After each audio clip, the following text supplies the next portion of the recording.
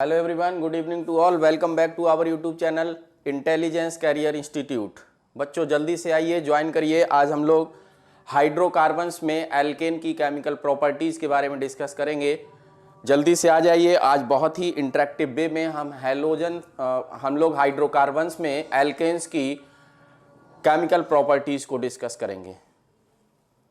चलें, chemical properties को हम लोगों ने दो पार्ट्स में डिवाइड किया है। Chemical properties of alkanes part 1 को स्टार्ट करते हैं। Chemical properties of alkanes part 1 में सबसे पहले हम लोग डिस्कस कर रहे हैं सब्स्टिट्यूशन रिएक्शंस को। किसको डिस्कस कर रहे हैं? सब्स्टिट्यूशन रिएक्शंस को, है ना।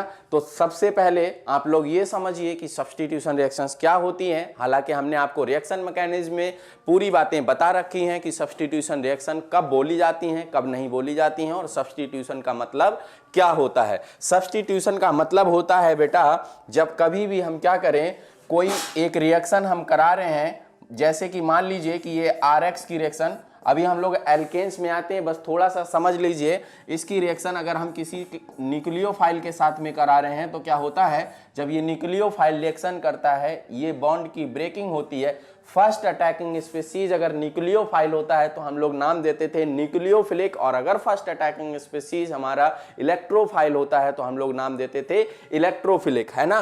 तो ये तो दूसरी बात हुई। लेकिन इस न्यूक्लियोफाइल के जो जुड़ने का तरीका होगा वो अगर इस तरीके से है कि इस हैलोजन एटम को ये क्या कर रहा है, हटा रहा है, सब्स्टिट्यूट कर रहा है, तो हम इसको बोलते हैं सब्स्टिट्यूशन। और अगर ये न्यूक्लियोफाइल जा करके रिएक्टेंट पर ऐड हो जाता है तो उसको बोलते हैं एडिशन, है ना। तो जो एल्केन्स हैं इनमें क्या होता है, सब्स्टिट्यूशन होता है। और सब्स्टिट्यूशन यहां पर इलेक्ट्रोफिलिक होगा कि न्यूक्लियोफिलिक होगा कि कोई और होगा, ना ही यहां पर इलेक्ट्रोफिलिक सब्स्टिट्यूशन होगा, ना ही यहां पर न्यूक्लियोफिलिक सब्स्टिट्यूशन होगा। यहां पर जो सब्स्टिट्यूशन होगा वो फ्री रेडिकल सब्स्टिट्यूशन होगा, क्योंकि एल्केन्स की जो रिएक्शंस होती हैं वो फ्री रेडिकल मैकेनिज्म को फॉलो करती हैं। किसको फॉलो करती हैं बेटा? फ्री रेडिकल मैकेनिज्म को फॉलो करती हैं, है ना। चलें, तो हम लोग बात करेंगे फ्री रेडिकल मैकेनिज्म की। आइए बात करते हैं सब्स्टिट्यूशन रिएक्शंस में। वन और more hydrogen atoms of alkene can be replaced. हम क्या कर सकते हैं, एक या एक से ज्यादा हाइड्रोजन एटम ऑफ एल्केन्स को रिप्लेस कर सकते हैं। किस किस से रिप्लेस कर सकते हैं? Y halogens. किससे रिप्लेस कर सकते हैं? हैलोजन से रिप्लेस कर सकते हैं, नाइट्रो ग्रुप से रिप्लेस कर सकते हैं। बेटा अगर हैलोजन से रिप्लेस करेंगे हाइड्रोजन को तो हम बोलेंगे हैलोजिनेशन। क्या बोलेंगे? जल्दी से बोलो, हैलोजिनेशन। जब हम हाइड्रोजन को नाइट्रो ग्रुप से रिप्लेस करेंगे तो हम बोलेंगे नाइट्रेशन। क्या बोलेंगे? नाइट्रेशन। जब हम हाइड्रोजन को सब्स्टिट्यूट करेंगे सल्फोनिक एसिड ग्रुप से तो हम क्या बोलेंगे? सल्फोनेशन बोलेंगे। क्या बोलेंगे? सल्फोनेशन बोलेंगे। एट हायर टेम्परेचर और in the presence of a light these reactions are called substitution reaction. यहां पर हमने क्या किया, हमने बोला कि प्रेजेंस ऑफ लाइट।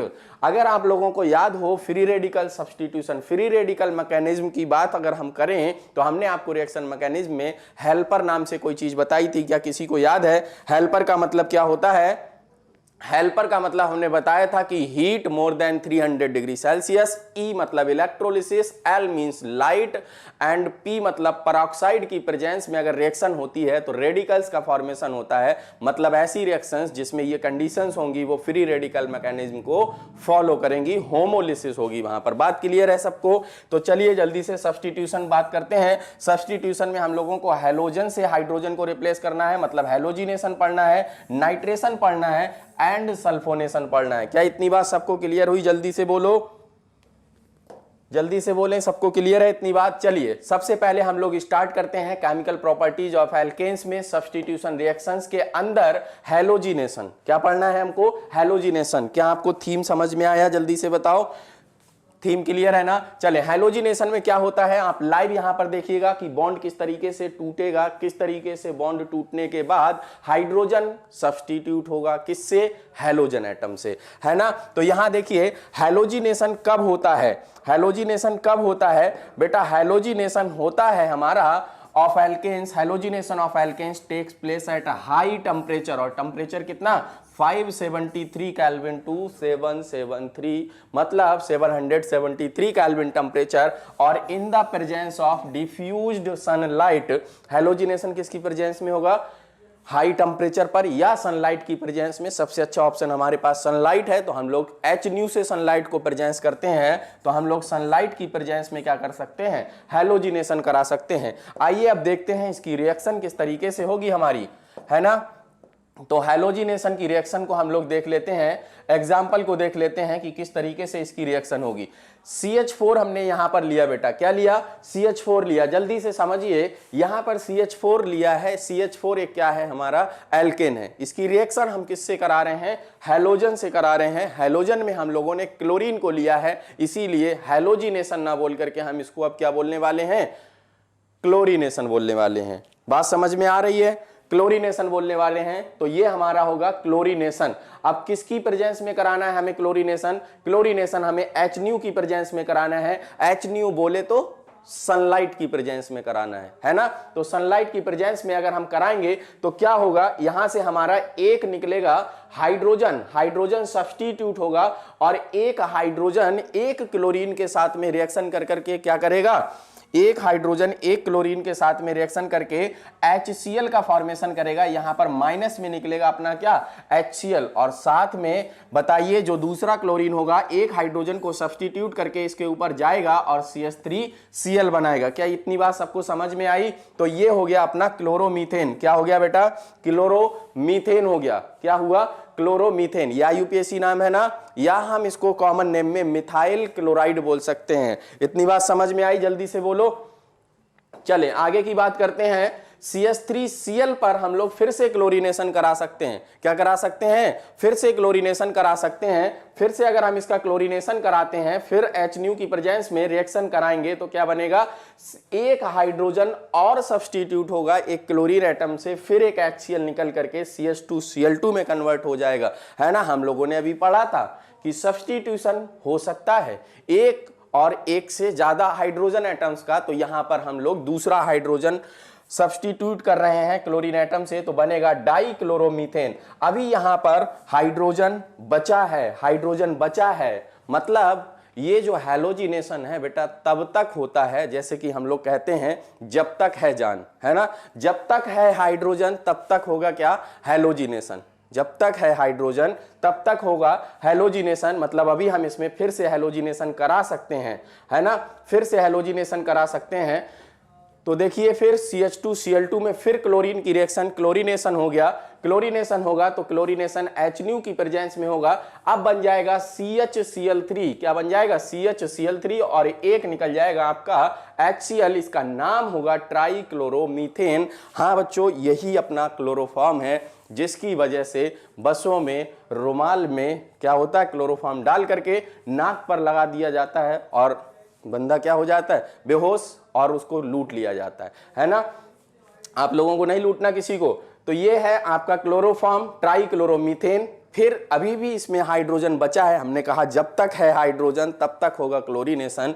तो अभी इसमें क्लोरीनेशन फिर से हो सकता है। CHCl3 फिर Cl2 के साथ रिएक्शन करेगा, और रिएक्शन करने के बाद क्या होगा, रिएक्शन करने के बाद HNu की प्रेजेंस में बनेगा CCl4। क्या बनेगा, CCl4 बनेगा। इसको हम लोग बोलेंगे टेट्राक्लोरोमीथेन। बेटा ये टेट्राक्लोरोमीथेन जो है इसको हम लोग पायरीन बोलते हैं। क्या बोलते हैं, कार्बन टेट्राक्लोराइड भी बोलते हैं, पायरीन भी बोलते हैं। और इसका यूज होता है किसकी तरह, फायर एक्सटिंग्विशर की तरह, है ना, फायर एक्सटिंग्विशर की तरह यूज करते हैं। और ये जो क्लोरोफॉर्म है, इस क्लोरोफॉर्म का यूज हम लोग किसकी तरह करते हैं, एनेस्थेटिक की तरह करते हैं, एनेस्थीसिया की तरह यूज किया जाता है इसका, है ना। तो टेट्राक्लोरोमीथेन की बात हुई, यहां पर HCl निकला। फाइनली हम लोग मीथेन से कहां पहुंच गए बेटा, मीथेन से हम लोग पहुंच गए कार्बन टेट्राक्लोराइड पर। हम अगर एक स्टेप में बात करें तो हम ये बोल सकते हैं कि CH4 जो है 4Cl2 के साथ रिएक्शन करेगा HNu की प्रेजेंस में,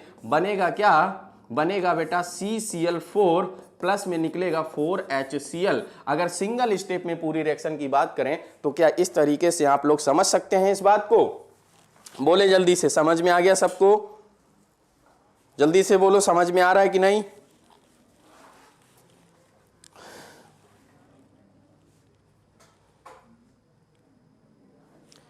बोले जल्दी से, सबको क्लियर हुआ, आगे चलें।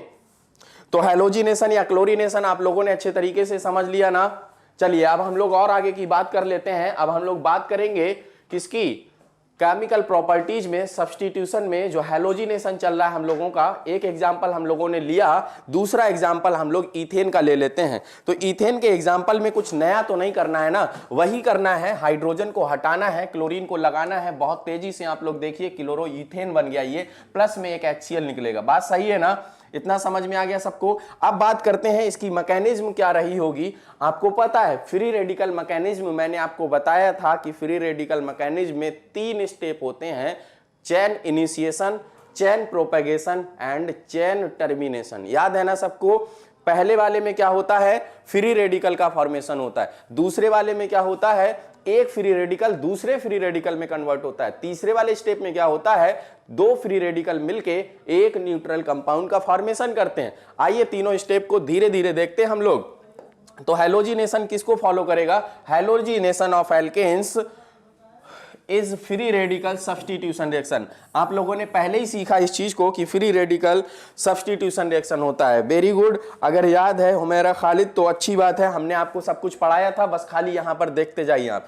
दिस मैकेनिज्म इन्वॉल्व्स 3 स्टेप, जिनको हम लोग क्या बोलते हैं, हम लोग बोलते हैं चेन इनिशिएशन, दूसरे स्टेप को बोलते हैं चेन प्रोपेगेशन एंड तीसरे स्टेप को बोलते हैं चेन टर्मिनेशन। क्या तीनों स्टेप आपको पता है, तीनों स्टेप आपको याद है, क्लियर है ये बात एकदम, जल्दी से बताओ, क्लियर है ना। चलें तो हम लोग इसकी मैकेनिज्म को देख लेते हैं कि जो इनिशिएशन स्टेप होता है उसमें क्या होता है। चेन इनिशिएशन स्टेप में क्या होता है,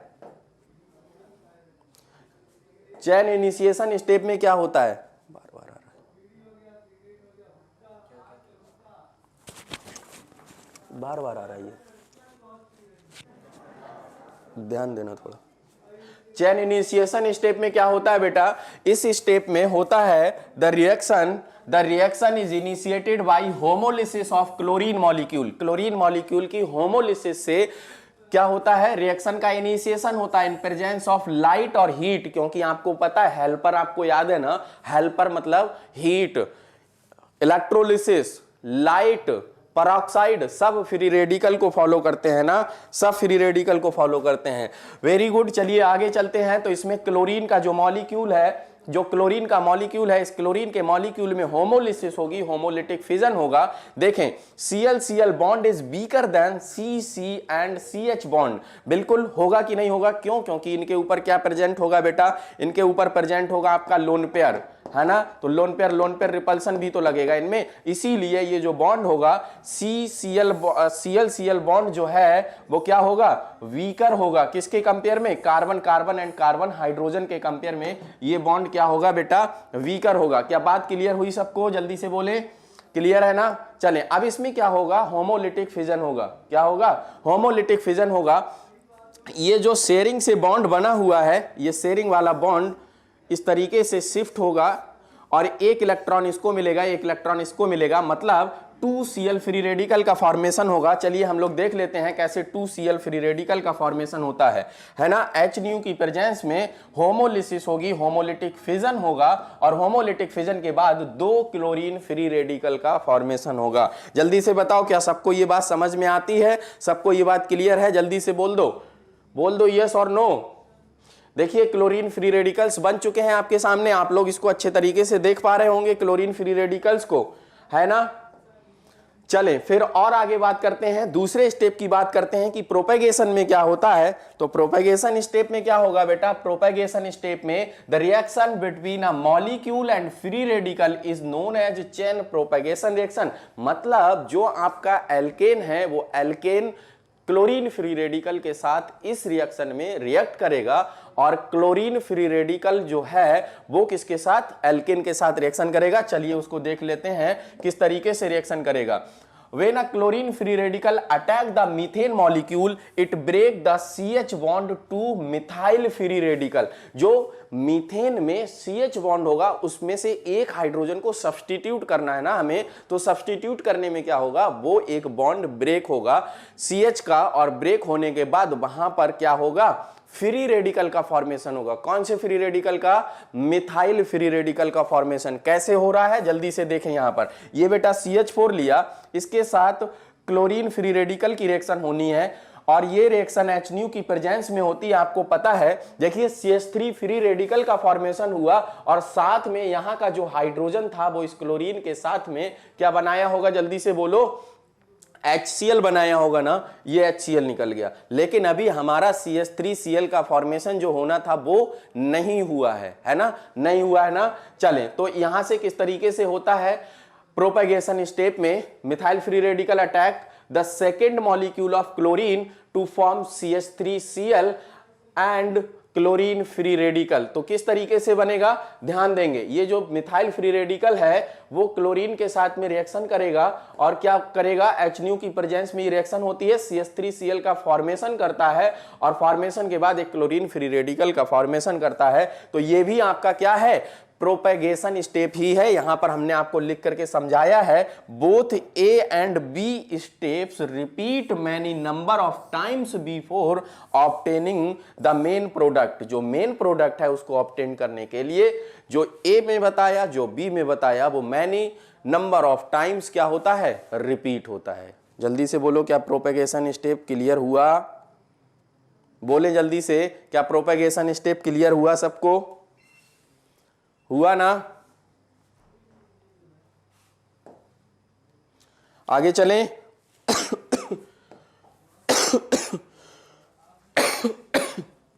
इसको फ्लिप कर देना।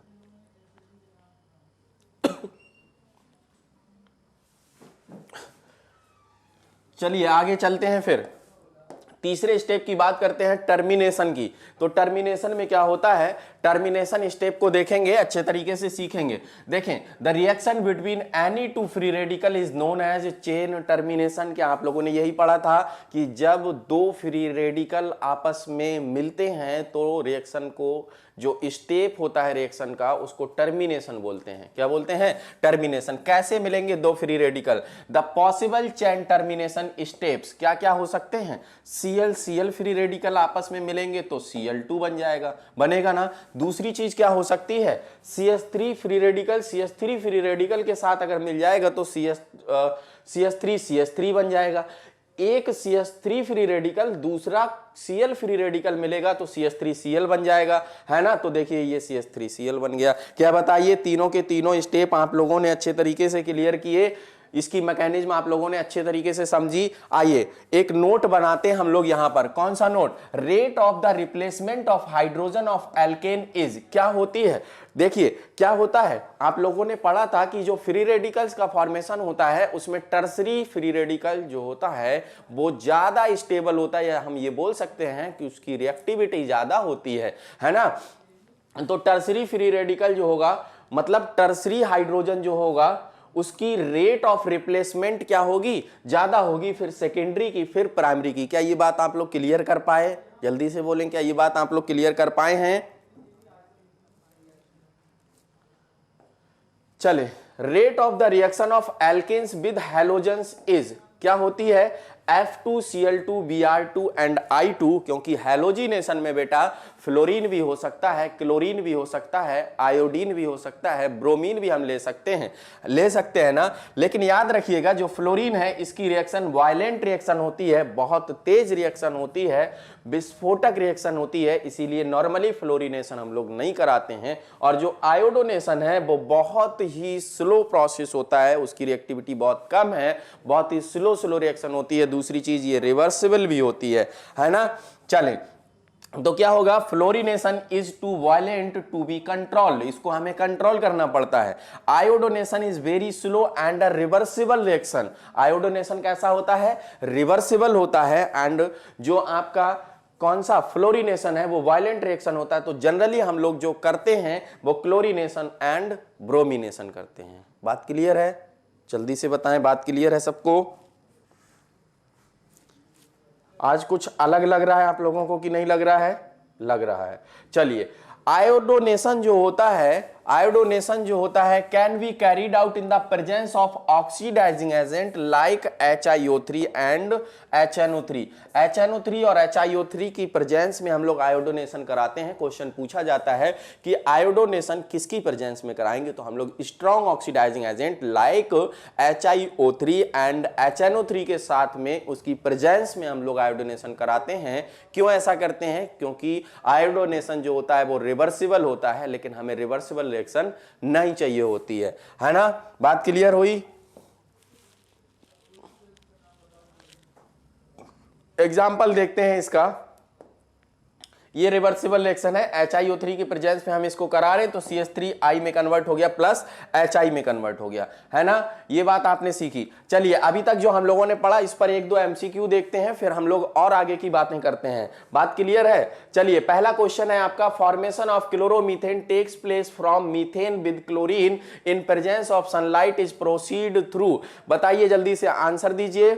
आपके पास चारों ऑप्शन आ चुके हैं, free radical mechanism, cationic mechanism, anionic mechanism, takes in single step, takes in single step directly. जल्दी से बताएं, आंसर दीजिए जल्दी से। अभी तक किसी का आंसर नहीं आया है। चलें, मोहम्मद उस्मान ने आंसर दिया, उबैदुर रहमान ने, सुजैन ने, तीनों लोगों ने ए आंसर दिया। बाकी लोग क्या कर रहे हैं? खाना खाने गए हैं, पानी पी रहे हैं, खाली पढ़ाई के अलावा सब कुछ कर रहे हैं, है ना।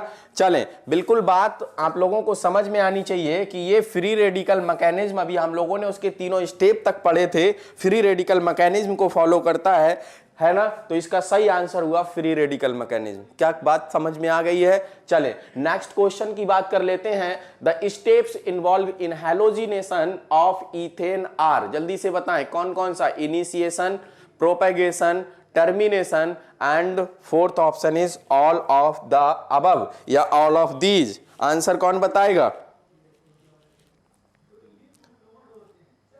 बताइए, कुछ अलग है कि नहीं है आज? बहुत कुछ अलग है आज, बहुत कुछ अलग है। D option, fourth option. बेटा फोर्थ और थर्ड मत बोलिए, क्योंकि यहां पर ABCD के टर्म में है, इसीलिए वही आंसर दीजिए आप ABCD के टर्म में, है ना। बिल्कुल सही आंसर है डी ऑप्शन, क्योंकि इनिशिएशन और प्रोपेगेशन और टर्मिनेशन तीनों तो इसकी मैकेनिज्म में इन्वॉल्व होते थे जब हम लोग हैलोजिनेशन करते थे। बात एकदम क्लियर होती है। चले और आगे की बात करते हैं हम लोग। ये तो हमारी PPT पूरी हो चुकी है। चले हम लोग दूसरी PPT में केमिकल रिएक्शंस को पढ़ेंगे। जल्दी से आते हैं हम लोग।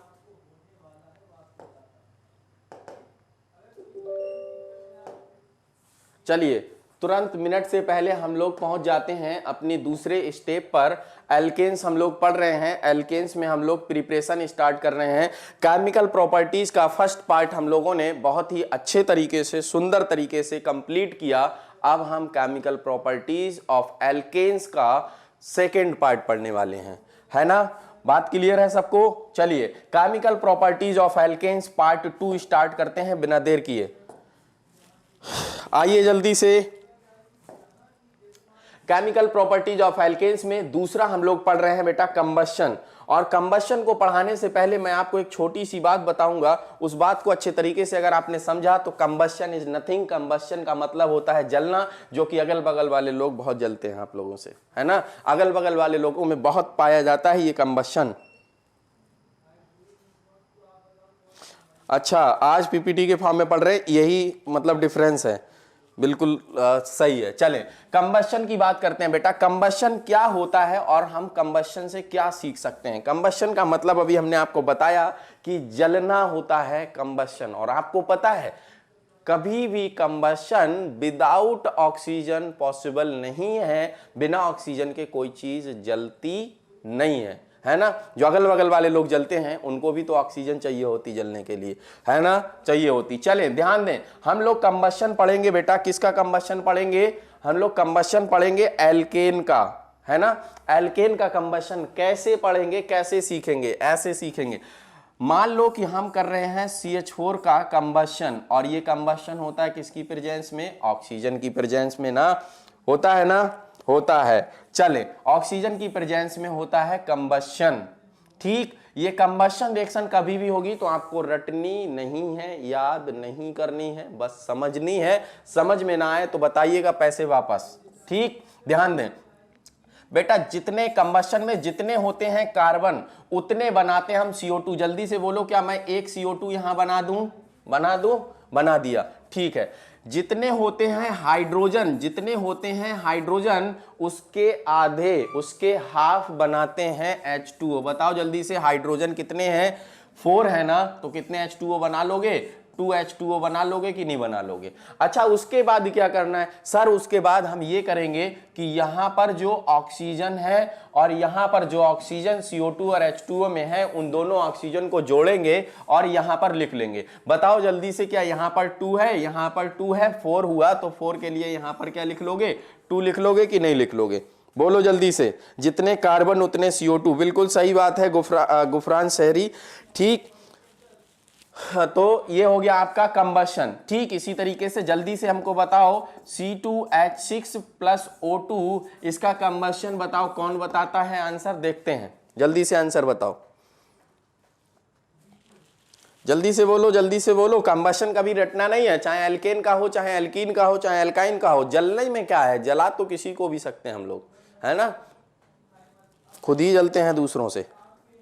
जल्दी से बताओ, आंसर नहीं बताया किसी ने अभी। 2CO2 सूफिया खातून का आंसर। चले, मान लिया मैंने कि 2CO2 है, इसको मैं 2 बना लूं। चले, 2CO2 प्लस में बताओ 3H2O। ऑक्सीजन बताओ जल्दी से, ऑक्सीजन बताओ जल्दी से।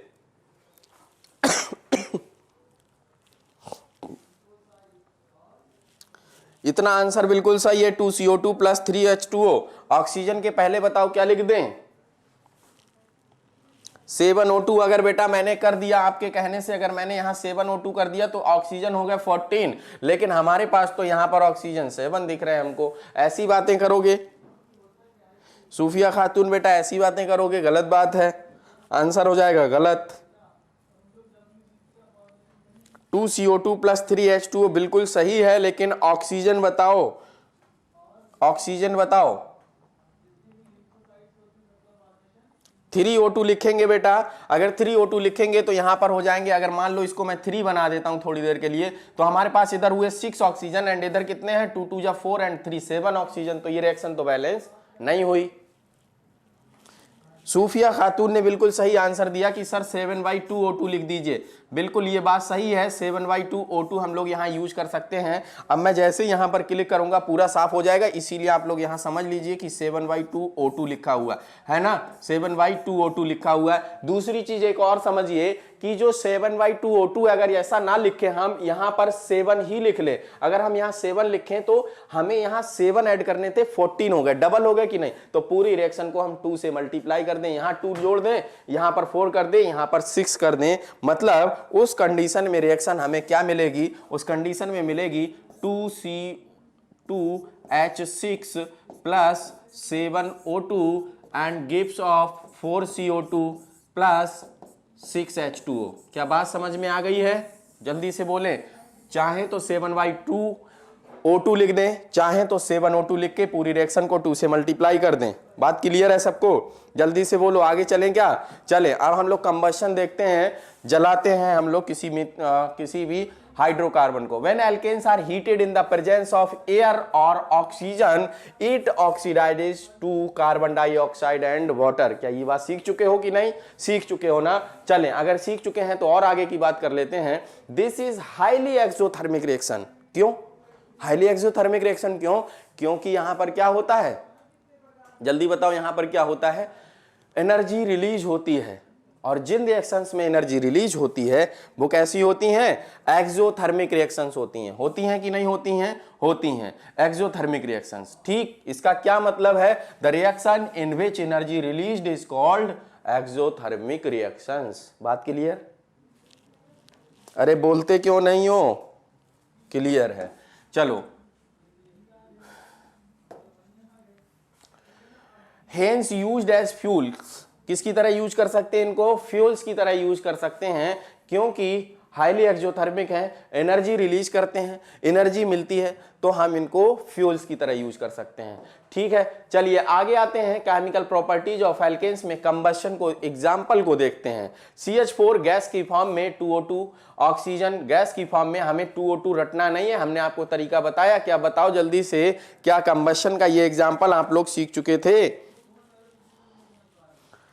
बेटा पहले पढ़ लो, तुम लोग को जब जब पीपीटी से पढ़ाया है तब तक तुम लोगों ने क्लास को बाद में पूरा किया है, पहले PDF मांगी है ना? खुद से कुछ बना नहीं सकते हो, खुद से कुछ कर नहीं सकते हो। ठीक है, हम कोशिश करते हैं PDF को सेंड करने की, ठीक, लेकिन याद रखना खाली PDF से तुम लोग पढ़ नहीं पाओगे। मैं बार बार यही बात बता रहा हूं, कई लेक्चर्स में आपको ये बात बता चुका हूं। जब तक आप लोग हाथ से नोट्स नहीं बनाओगे, ऑर्गेनिक केमिस्ट्री में रिएक्शंस को हाथों से नहीं लिखोगे, तब तक PPT और PDF और जो दुनिया भर का जो भी सिस्टम है वो आप यूज करते रहिए, सीख नहीं पाओगे ऑर्गेनिक केमिस्ट्री। ठीक है ना? तो PDF चाहिए, PDF मिल जाएगी, लेकिन आप लोगों को सीखने में प्रॉब्लम होगी, समझ लीजिएगा इस चीज को अच्छे तरीके से। ठीक है, चलें और आगे बात करें। इसमें देखिए डेल्टा H -890 किलोजूल पर मोल, इतनी एनर्जी निकलती है इस रिएक्शन में। चलिए दूसरी बात करते हैं, general combustion equation for any alkane is, मतलब किसी भी एल्केन के लिए जनरल कंबशन इक्वेशन क्या होती है उसको हम लोग सीख लेते हैं। हाँ, क्वेश्चंस की PDF तो मैं सेंड कर दूंगा आप लोगों को, जैसे कि मैंने सेंड की भी है कई बार। बिल्कुल बेटा, हमें देखो PDF सेंड करने में कोई प्रॉब्लम नहीं है, हम तो भाई ये PPT है, कन्वर्ट करके PDF में आपके पास सेंड कर देंगे। लेकिन PDF में थोड़ा सा दिक्कत होती है। आप लोग अभी कुछ पीछे थोड़ा सा अगर आपने देखा हो तो एक के ऊपर एक आता है PPT में, लेकिन वो PDF में जब कन्वर्ट करते हैं तो वो उसी को ढक लेता है, तो उसको साइड इधर उधर करके रखना पड़ेगा। जैसे कि मैं आपको दिखाऊं, देखिए कहां पर होता है ऐसा, ऐसा कहां पर होता है उसको देखिए।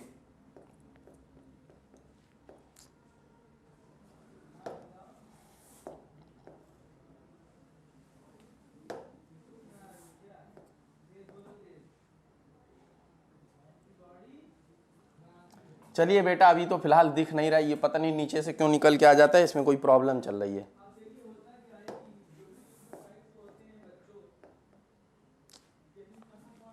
चलें, खैर PDF का मसला जो है दूसरी बात है। क्वेश्चन हम आप लोगों को दे देंगे, क्वेश्चंस की PDF देने के लिए कोई हम प्रॉब्लम नहीं है। हम क्वेश्चंस तो जितने ज़्यादा से ज़्यादा कहेंगे हम लोग उतने सॉल्व कर लेंगे। लेकिन मसला यही है कि हम लोगों को नोट्स जो है ऑर्गेनिक केमिस्ट्री में खुद लिख करके बनाना चाहिए, तभी हम लोग चीज़ों को अच्छे तरीके से समझ पाएंगे। अगर खुद से नहीं बनाएंगे तो समझने में थोड़ी सी प्रॉब्लम होगी। चलें, खैर ये बात हम लोग कर चुके थे, इतनी बात हो चुकी थी, है ना? General combustion equation for any alkanes, इसके बारे में हम लोग बात कर रहे थे। किसी भी एल्केन के लिए जनरल कंबशन इक्वेशन जो होती है वो क्या होती है? इक्वेशन, जनरल इक्वेशन को पढ़ने के लिए हमें एल्केन के जनरल फार्मूला की हेल्प लेनी पड़ेगी। CnH2n+2 होता है क्या एल्केन का जनरल फार्मूला? सबको पता होगा, जब हम लोगों ने चैप्टर स्टार्ट किया था वहां पर इसके बारे में डिस्कस किया था। प्लस में क्या होता है? 3n+1/2 O2 होता है। कितना ऑक्सीजन की जरूरत पड़ती है?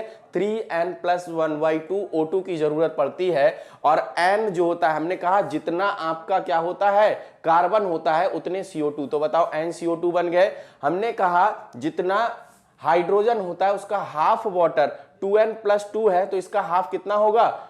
n+1 होगा कि नहीं होगा? तो n+1 H2O बना दिया। बात क्लियर है? अगर हम कह रहे हैं कि नाइट्रोजन जो n की वैल्यू जो है वो कितनी है बेटा? 4 है, देन तब क्या होगा बताओ? अगर n 4 रखोगे तो CnH2n मतलब 2 × 4 8 + 2 10, C4H10 मिलेगा कि नहीं मिलेगा? मिलेगा। तो यहां पर भी 4 रखोगे तो कितना हो जाएगा? 12 + 1 13/2, ऐसे ही आएगा ना, 13/2 O2। बात क्लियर है? जल्दी से बोलो, समझ में आ गई ये बात? आ गई। चलें, फिर रिएक्शन हुई तो बताओ 4 CO2 बनाओगे, बताओ 5 H2O बनाओगे, बन गए 5 H2O। क्लियर है कि नहीं? बात समझ में आई? कंबशन सीख गए सब लोग? आदिल वालेकुम अस्सलाम बेटा, बड़ी लेट क्लास ज्वाइन किया आपने, जल्दी बताओ सब लोग समझ गए? चलें, वो था हम लोगों का कंबशन, जिसको हम लोग कंप्लीट कंबशन भी बोल सकते थे। क्या बोल सकते थे? कंप्लीट कंबशन भी बोल सकते थे। आइए अब हम लोग बात कर लेते हैं इनकम्प्लीट कंबशन की। किसकी बात कर लेते हैं? इनकम्प्लीट कंबशन की बात कर लेते हैं, है ना? तो इनकम्प्लीट कंबशन क्या होता है? अभी क्लास खत्म हुई नहीं कि अनलाइक पहले से कर दो, है ना, पहले से कर दो, डिमोटिवेट पहले से कर दो, कोई फर्क नहीं पड़ता बेटा। हम लोग डिमोटिवेट होते तो जब क्लास में बच्चे कम होते हैं तब भी ना हुए, तब भी रेगुलर पढ़ाए आप लोगों को, है ना। और आज बड़े हैं तो कुछ लोगों की कोई आदत होती है, कोई नहीं, चिल मारो और पढ़ाई करो। इनकम्प्लीट कंबशन, इनकम्प्लीट कंबशन के दौरान बेटा क्या होता है, CO2 नहीं बनता। क्या नहीं बनता, CO2 नहीं बनता। इनकम्प्लीट कंबशन में ऑक्सीजन के ही साथ रिएक्शन होती, क्योंकि कंबशन बिना ऑक्सीजन के नहीं पॉसिबल है। लेकिन ऑक्सीजन कम रिक्वायर्ड होगा, अगर कम ऑक्सीजन होगा तो इनकम्प्लीट कंबशन होगा, और इस इनकम्प्लीट कंबशन से कार्बन बनता है। क्या बनता है, कार्बन, प्लस क्या बनता है, H2O बनता है। प्लस में क्या बनता है, H2O बनता है। बात समझ में आई, बात समझ में आई। ऑक्सीजन की प्रेजेंस नहीं है, मतलब ऑक्सीजन की प्रेजेंस तो है, लेकिन अगर कम ऑक्सीजन होगी तो इनकम्प्लीट कंबशन होगा। क्या होगा, इनकम्प्लीट कंबशन होगा, और इनकम्प्लीट कंबशन से बनेगा कार्बन प्लस H2O। बात क्लियर है। चले, incomplete combustion of methane, carbon is formed which is used in the ink, black pigments and filters. किस किस में यूज करते हैं, जो कार्बन बना है, इस कार्बन का यूज हम लोग कहां कहां पर करते हैं बेटा, इस कार्बन का यूज हम लोग कर सकते हैं फिल्टर्स में। एक मिनट रुकिए बेटा।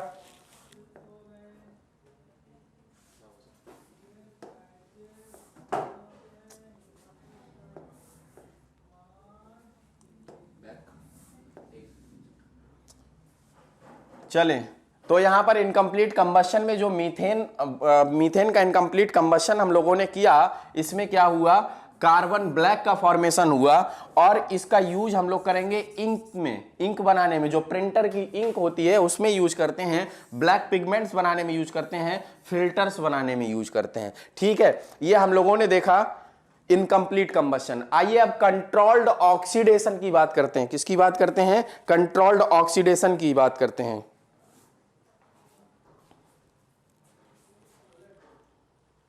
कोई बात नहीं बेटा, thank you for appreciation.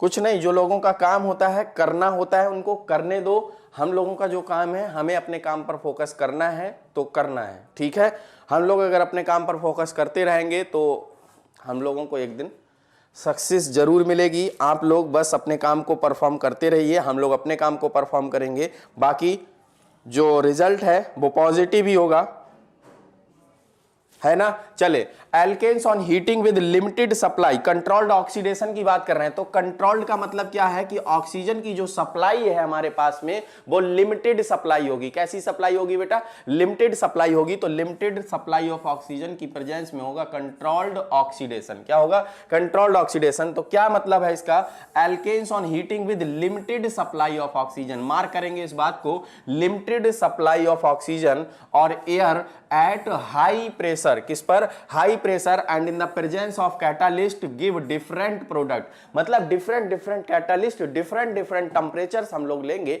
Different different products का फॉर्मेशन होगा, है ना।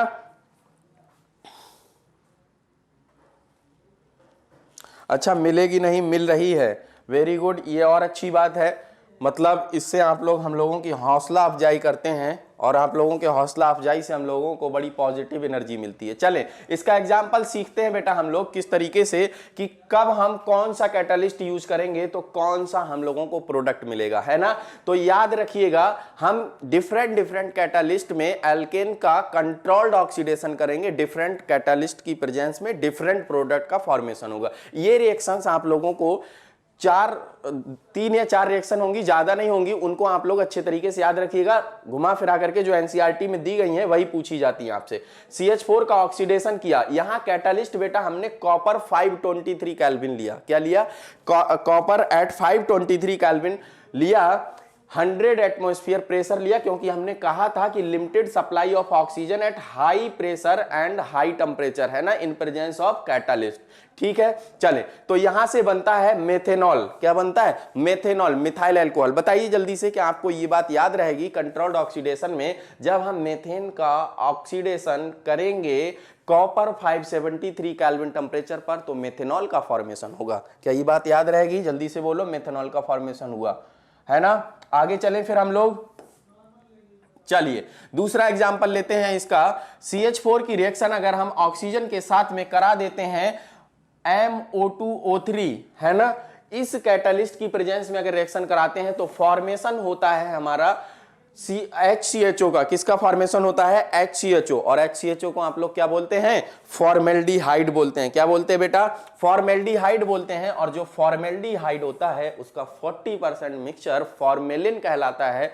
एल्डिहाइड में ये अकेला एल्डिहाइड है जो गैसियस फॉर्म में पाया जाता है। AMU 2016 का क्वेश्चन है, आपसे पूछा गया था कि only aldehyde which is found in the gaseous state, तो क्या आंसर होगा? फॉर्मेल्डिहाइड। ठीक है, फॉर्मेल्डिहाइड HCHO फार्मूला होता है, कैनिजारो रिएक्शन देता है क्योंकि इसमें अल्फा हाइड्रोजन नहीं पाया जाता है। ये सब बातें हम लोग एल्डिहाइड वाले चैप्टर में करेंगे। इसका 40% मिक्सचर जो होता है वो फॉर्मेलिन होता है। और फॉर्मेलिन का यूज हम लोग करते हैं प्रिजर्वेटिव की तरह। जब आप बायोलॉजी की लैब में जाते हैं तो बायोलॉजी की लैब में कुछ स्पेसिमेंस आपको दिखाई देते हैं रखे हुए, वो जिस सोल्यूशन में रखे होते हैं, जिस लिक्विड में रखे होते हैं, वो लिक्विड आपका क्या होता है? यही 40% मिक्सचर ऑफ द फॉर्मेल्डिहाइड होता है, जिसको फॉर्मेलिन के नाम से जाना जाता है। क्लियर है ये बात? चले, फॉर्मेल्डिहाइड के बारे में बहुत बातें बताई। इसका IUPAC नेम आपका क्या होगा? मेथेनल होगा। होगा कि नहीं होगा? साथ में H2O निकलता है। चलें, इसका तीसरा एग्जांपल भी हम लोग देख लेते हैं। अगर 2CH3CH3 मतलब ईथेन का 2 मॉलिक्यूल ले लें, 3 ऑक्सीजन के साथ में रिएक्शन कराएं और यहां पर जो हमारा कैटलिस्ट हो मैग्नीज डाइएसीटेट हो। बेटा अगर इसमें कोई कंफ्यूजन हो तो बिल्कुल सीखिएगा। देखें, एसिटिक एसिड जो होता है अपना CH3COOH होता है। अगर इसको हम लोग तोड़ के इस तरीके का आयन बना ले CH3COO- प्लस में H+, हालांकि ऐसे बनेगा नहीं जल्दी, तो ये जो आयन है आपका, इसको हम लोग बोलते हैं कौन सा आयन? Acetate ion. कौन सा आयन बोलते हैं? एसीटेट आयन बोलते हैं, है ना, एसीटेट आयन। तो manganese acetate, manganese di acetate क्यों बना है? क्योंकि मैग्नीज जो है यहाँ +2 ऑक्सीडेशन स्टेट में है, तो हमें CH3COO का क्या करना पड़ेगा? होल ट्वाइस करना पड़ेगा, तो इसको बोलेंगे मैग्नीज डाई एसीटेट। बात क्लियर हुई? जल्दी से बताओ, बात समझ में आ गई सबको?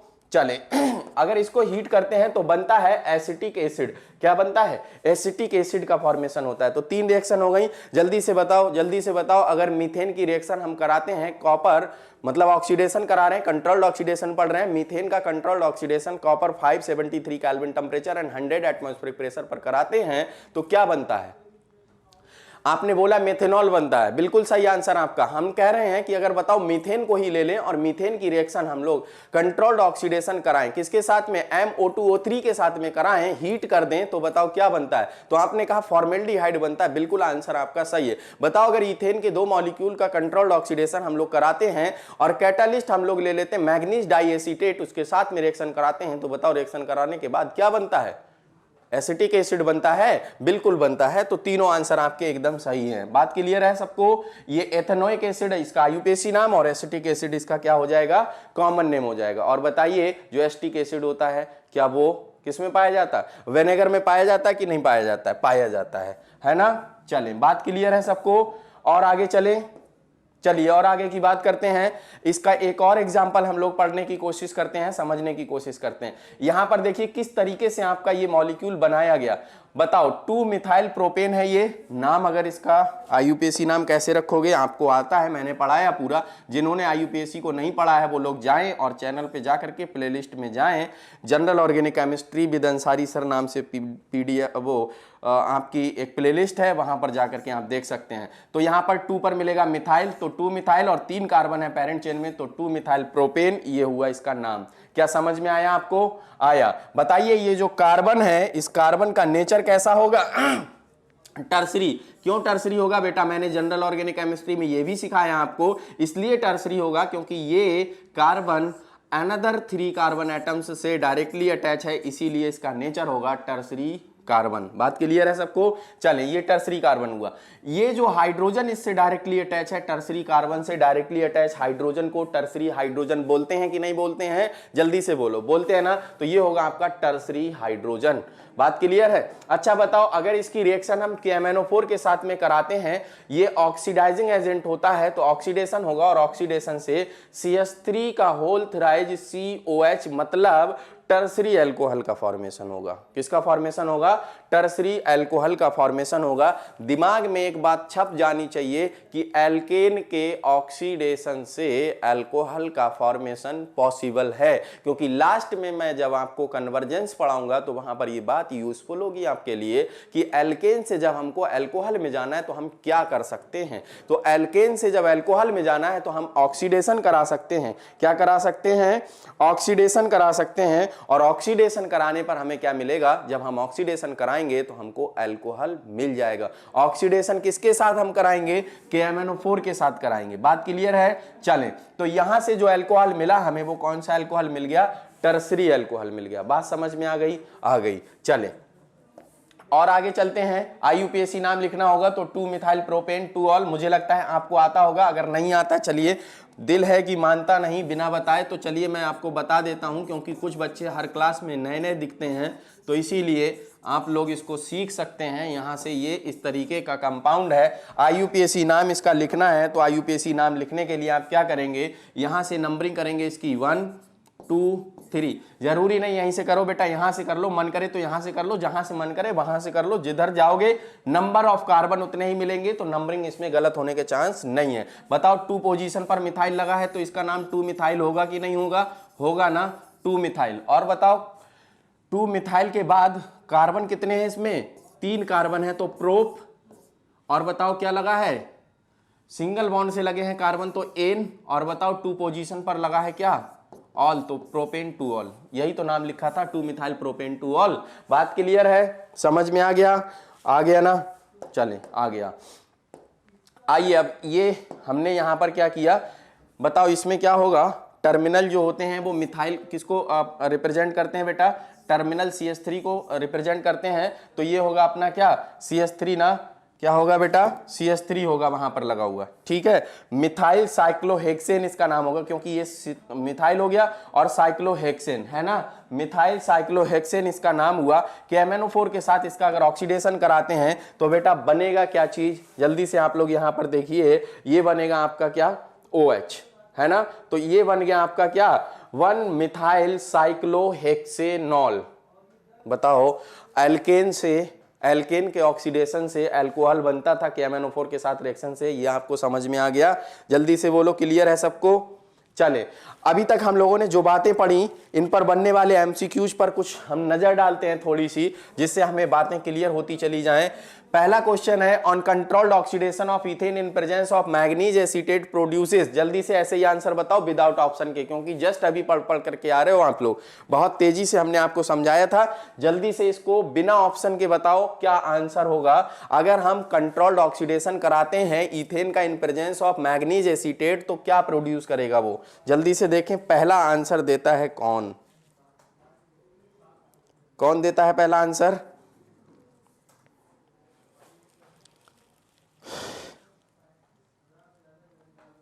नहीं आया अभी तक आंसर?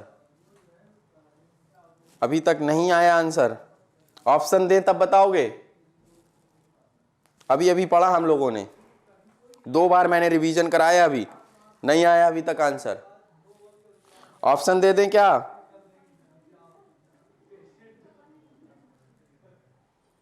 जल्दी से बोलो, ऑप्शन दे दें क्या? एथेनोइक एसिड बोला, हुमैरा खालिद ने एथेनोइक एसिड बोला। बाकी बच्चे बताएं जल्दी से जी। चले बेटा जल्दी से ऑप्शन देखिए और आंसर बताइए। ये रहे ऑप्शन, जल्दी से आंसर बताएं। अब तो बता सकते हैं ना? एसिटिक एसिड CH3COH बिल्कुल सही आंसर है बेटा। एथेनोइक एसिड या CH3COOH इसका सही आंसर होगा, है ना। चलिए, तो इसका सही आंसर हुआ एसिटिक एसिड। बात क्लियर हो गई होगी आप लोगों को। नेक्स्ट क्वेश्चन की बात करें। चले नेक्स्ट क्वेश्चन देखिए, number of moles of oxygen required to complete combination of C4। बेटा कॉम्बिनेशन गलती से लिखा है, कंबस्शन होगा यहां पर, ठीक है। कंप्लीट कंबस्शन ऑफ C4H10 कराना है तो कितने number of moles of oxygen की रिक्वायरमेंट होगी? जल्दी से बताओ। देखो रिएक्शन लिखते हैं हम लोग, इसकी पढ़ते हैं। बताओ C4H10 है बेटा, इसमें ऑक्सीजन की हमें जरूरत पता नहीं कितना, भाई हमें बताना है। तो 4CO2 बनाएंगे हम, बनाएंगे। बताओ जल्दी से, क्या 5H2O बनाएंगे हम लोग? बनाएंगे, है ना। तो बताओ 5 और 8 कितना हुआ? 13, 13/2 O2। बताओ कितना? 13/2। आंसर कौन सा हुआ? B answer. कितनी देर लगती है सॉल्व करने में? कितनी देर लगती है? बिल्कुल नहीं लगती देर। बेटा जिन बच्चों ने अभी तक वीडियो को लाइक नहीं किया तो लाइक तो कर सकते हैं आप लोग, अगर आपको समझ में आ रहा हो, अच्छा लग रहा हो तो। ना आ रहा हो तो बिल्कुल मत करिएगा, डिसलाइक मन करेगा तो कर सकते हैं, ठीक है। क्लियर है? आंसर हुआ बी। बहुत अच्छे, बहुत सारे बच्चों ने सही आंसर दिया एक साथ में, वेरी गुड। चलें हम लोग स्टार्ट करते हैं chemical properties of alkanes part 3, ठीक है। चलिए इसमें सबसे पहले हम लोग बात कर रहे हैं केमिकल प्रॉपर्टीज ऑफ एल्केन्स में हम लोगों ने कुछ कुछ बातें की थी, उसके आगे हम लोग कंटिन्यू करेंगे। अगर आप पिछले लेक्चर में नहीं थे तो आप चैनल पर जा करके पिछले लेक्चर को कंप्लीट करिए, उसके बाद आप लोग इस लेक्चर को देखेंगे तो आपको बहुत मजा आएगा और बहुत अच्छे तरीके से चीज़ें आप लोग क्लैरिफाई कर पाएंगे, ठीक है। तो आज हम लोग बात करेंगे सबसे पहले आइसोमराइजेशन की। किसकी बात करेंगे बेटा? आइसोमराइजेशन। अगर हम आइसोमराइजेशन की बात करते हैं तो आइसोमराइजेशन के नाम से आप लोगों को समझ में आ रहा होगा, आइसो मीन्स होता है सेम, ठीक है। तो क्या होगा? आइसोमराइजेशन होगा मतलब इसमें क्या होगा? एल्केन्स ही एल्केन में कन्वर्ट होंगे। किस तरीके से समझेंगे चीजों को? Normal alkanes on heating in the presence of anhydrous AlCl3 and HCl gas. जब नॉर्मल एल्केन्स को हम एनहाइड्रस AlCl3 और HCl गैस के साथ में हीट करते हैं, isomerises to branched chain alkanes, क्या होगा? Normal alkanes are converted into branched chain alkanes. This reaction is called isomerisation. जब नॉर्मल एल्केन्स कन्वर्ट होंगे किसमें? ब्रांच्ड चेन एल्केन्स में। किसकी प्रेजेंस में? एनहाइड्रस AlCl3 और HCl की प्रेजेंस में। तो इस प्रोसेस को हम लोग बोलते हैं आइसोमराइजेशन। क्या बोलते हैं बेटा? इस प्रोसेस को आइसोमराइजेशन बोलते हैं। आपने ये क्लियर किया? चलें अब आगे की रिएक्शन को हम लोग देखते हैं, आगे की बात करते हैं। तो हम लोग रिएक्शन को पढ़ते हैं। इस रिएक्शन में हम लोग सीखेंगे कि नॉर्मल एल्केन्स को हम किस तरीके से ब्रांच्ड चेन एल्केन्स में कन्वर्ट करेंगे। तो यहां पर हमने लिया आपका CH3 CH2, इसका 4 का मतलब क्या हुआ? CH2 4 टाइम्स रिपीट हम लोग करेंगे इसको, ठीक है। तो 4 CH2 ये हो गए और ये हो गया आपका CH3 CH3, मतलब हमने लिया है यहां पर नॉर्मल हेक्सेन। क्या लिया बेटा? नॉर्मल हेक्सेन लिया। अब इसकी रिएक्शन हम एनहाइड्रस AlCl3 और HCl के साथ में कराएंगे, जो कि मैंने आपको एक लाइन में बताया था कि जब हम नॉर्मल एल्केन्स की रिएक्शन एनहाइड्रस AlCl3 के साथ और HCl के साथ में कराते हैं तो ये नॉर्मल एल्केन्स कन्वर्ट हो जाते हैं ब्रांच्ड चेन एल्केन्स में। तो देखिए ये आपके सामने बना 2 मिथाइल पेंटेन। क्या बना? 2 मिथाइल पेंटेन। अभी इसमें कोई भी ब्रांचिंग नहीं थी, लेकिन अब यहां पर आप एक ब्रांच देख रहे हैं तो ये बन गया आपका क्या? ब्रांच्ड चेन एल्केन, मतलब नॉर्मल एल्केन कन्वर्ट हो गया किसमें? ब्रांच्ड चेन एल्केन में। इसी प्रोसेस को हम लोग क्या बोल रहे थे बेटा? आइसोमराइजेशन बोल रहे थे। क्या बोल रहे थे? आइसोमराइजेशन बोल रहे थे। सबको क्लियर है? जल्दी से बोलें। आगे की बात करते हैं। और देखिए इसी के साथ साथ ये दूसरे ब्रांच्ड चेन एल्केन में भी कन्वर्ट हो सकता है, क्योंकि इसका नाम होगा 2 मिथाइल पेंटेन और इसका नाम क्या होगा? 3 मिथाइल पेंटेन होगा, क्योंकि ये 3 methyl pentane and 2 methyl pentane दोनों के दोनों क्या हैं? आपके आइसोमर्स हैं। क्या हैं? दोनों के दोनों आइसोमर्स हैं। हम लोग अगर पेंटेन की बात करते थे तो पेंटेन में 3 आइसोमर्स हम लोगों को मिलते थे ना, नॉर्मल पेंटेन, आइसोपेंटेन और नियोपेंटेन, ठीक है। तो ये नॉर्मल पेंटेन हमारा कन्वर्ट हुआ 2 methyl pentane and 3 methyl pentane में। अगर इन दोनों को कंपेयर करें हम तो इसमें चेंज हो रही है मिथाइल ग्रुप की, क्या? मिथाइल ग्रुप की पोजीशन चेंज हो रही है। यहां पर 2 पोजीशन पर लगा है, यहां पर 3 पोजीशन पर लगा है। तो यहां पर पोजीशन चेंज होने की वजह से इस आइसोमर को और इस आइसोमर को हम देखें तो ये दोनों कौन से आइसोमर होंगे? जल्दी से आंसर बोले। ये दोनों आपके पोजीशन आइसोमेरिज्म के एग्जाम्पल होंगे। बात क्लियर है? जल्दी से बताएं। चलिए और आगे चलते हैं हम लोग। अब बात करते हैं एरोमेटाइजेशन की। किसकी बात करते हैं? एरोमेटाइजेशन। बहुत सिंपल सा नाम आपने सुना, एरोमेटाइजेशन। क्या मतलब होगा?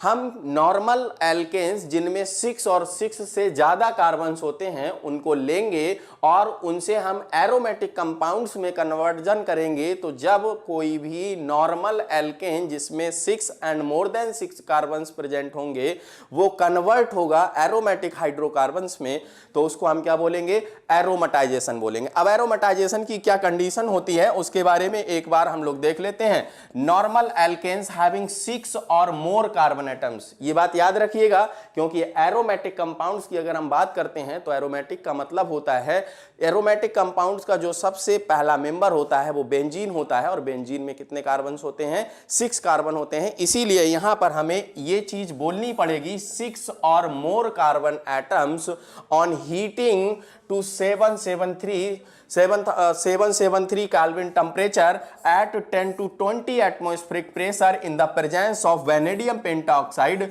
Cr2O3 and MO2O3 over alumina produce benzene and its homologues। क्या होगा, अगर 6 कार्बन होंगे, 6 कार्बन होंगे तो बेंजीन में कन्वर्ट होगा और अगर 7 कार्बन होंगे तो टॉलुइन में कन्वर्ट होगा, मतलब बेंजीन के होमोलॉग्स में कन्वर्ट होगा। होमोलॉग्स का मतलब आप लोग समझते हैं, मैंने आपको होमोलॉगस सीरीज पढ़ाई थी। होमोलॉग्स का मतलब वही होमोलॉगस सीरीज से आपको लेना है कि जब दो एडजेसेंट मेंबर्स के बीच में CH2 यूनिट का डिफरेंस होगा तो उसको बोलेंगे क्या, होमोलॉग्स बोलेंगे। क्लियर है ये बात, जल्दी से बोलें बेटा। ये चैप्टर आज खत्म हो रहा है, एल्केन्स खत्म हो रहा है, एल्कीन्स हम लोग जल्दी ही स्टार्ट करेंगे, ठीक है।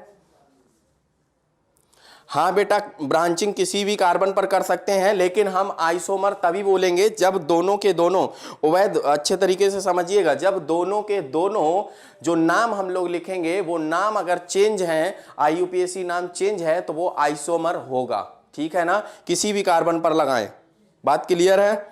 चलें आगे बात करते हैं। The reaction is called aromatisation और रीफॉर्मिंग। रिएक्शन को क्या बोलेंगे, एरोमेटाइजेशन बोलेंगे या रीफॉर्मिंग बोलेंगे। आइए जल्दी से रिएक्शन को देखते हैं। यहां पर ध्यान देंगे इस तरीके से, ये किस तरीके से आप देखेंगे, ध्यान दीजिएगा।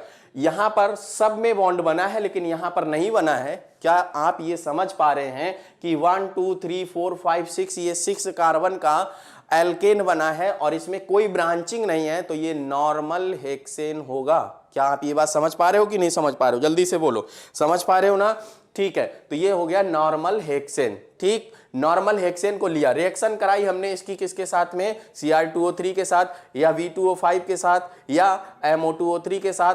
773 केल्विन टेम्परेचर पर जब रिएक्शन कराते हैं, 10 to 20 एटमॉस्फेरिक प्रेशर पर जब रिएक्शन होगी तो कन्वर्जन होगा किसमें, बेंजीन में। इस तरीके से ये आपका जो कंपाउंड बना वो कौन होगा, बेंजीन होगा। जल्दी से बताओ क्या किसी को ये बात समझ में आ गई कि ये कंपाउंड आपका बेंजीन है, जल्दी से बोलें, क्या बात क्लियर है।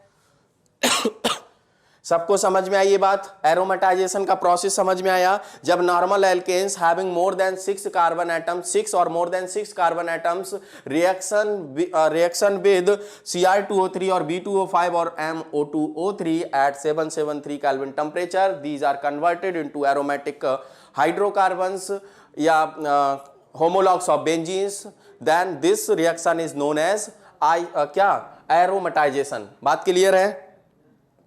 चलें आगे चलते हैं बेटा। अब हम लोग इस पर बनने वाले कुछ MCQs की बात करेंगे। जो अभी हम लोगों ने पढ़ा इनमें क्या क्या MCQs बन सकते हैं, क्या क्या बातें हो सकती हैं, उनके बारे में डिस्कस करेंगे। तो जल्दी से आ जाइए, हम लोग बात करते हैं MCQs के बारे में, है ना। बेंजीन, इसमें क्वेश्चन आपको दिया गया है और ये रहे आपके 4 options. When normal heptane is subjected to aromatisation, the product, कौन सा प्रोडक्ट होगा, जल्दी से बताएं, जल्दी से बताएं, आंसर करिए बेटा जल्दी से, हम वेट कर रहे हैं आपके आंसर का।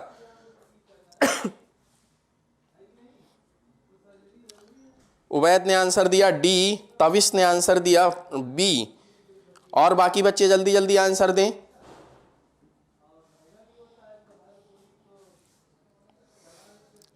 और किसी का आंसर नहीं मिला।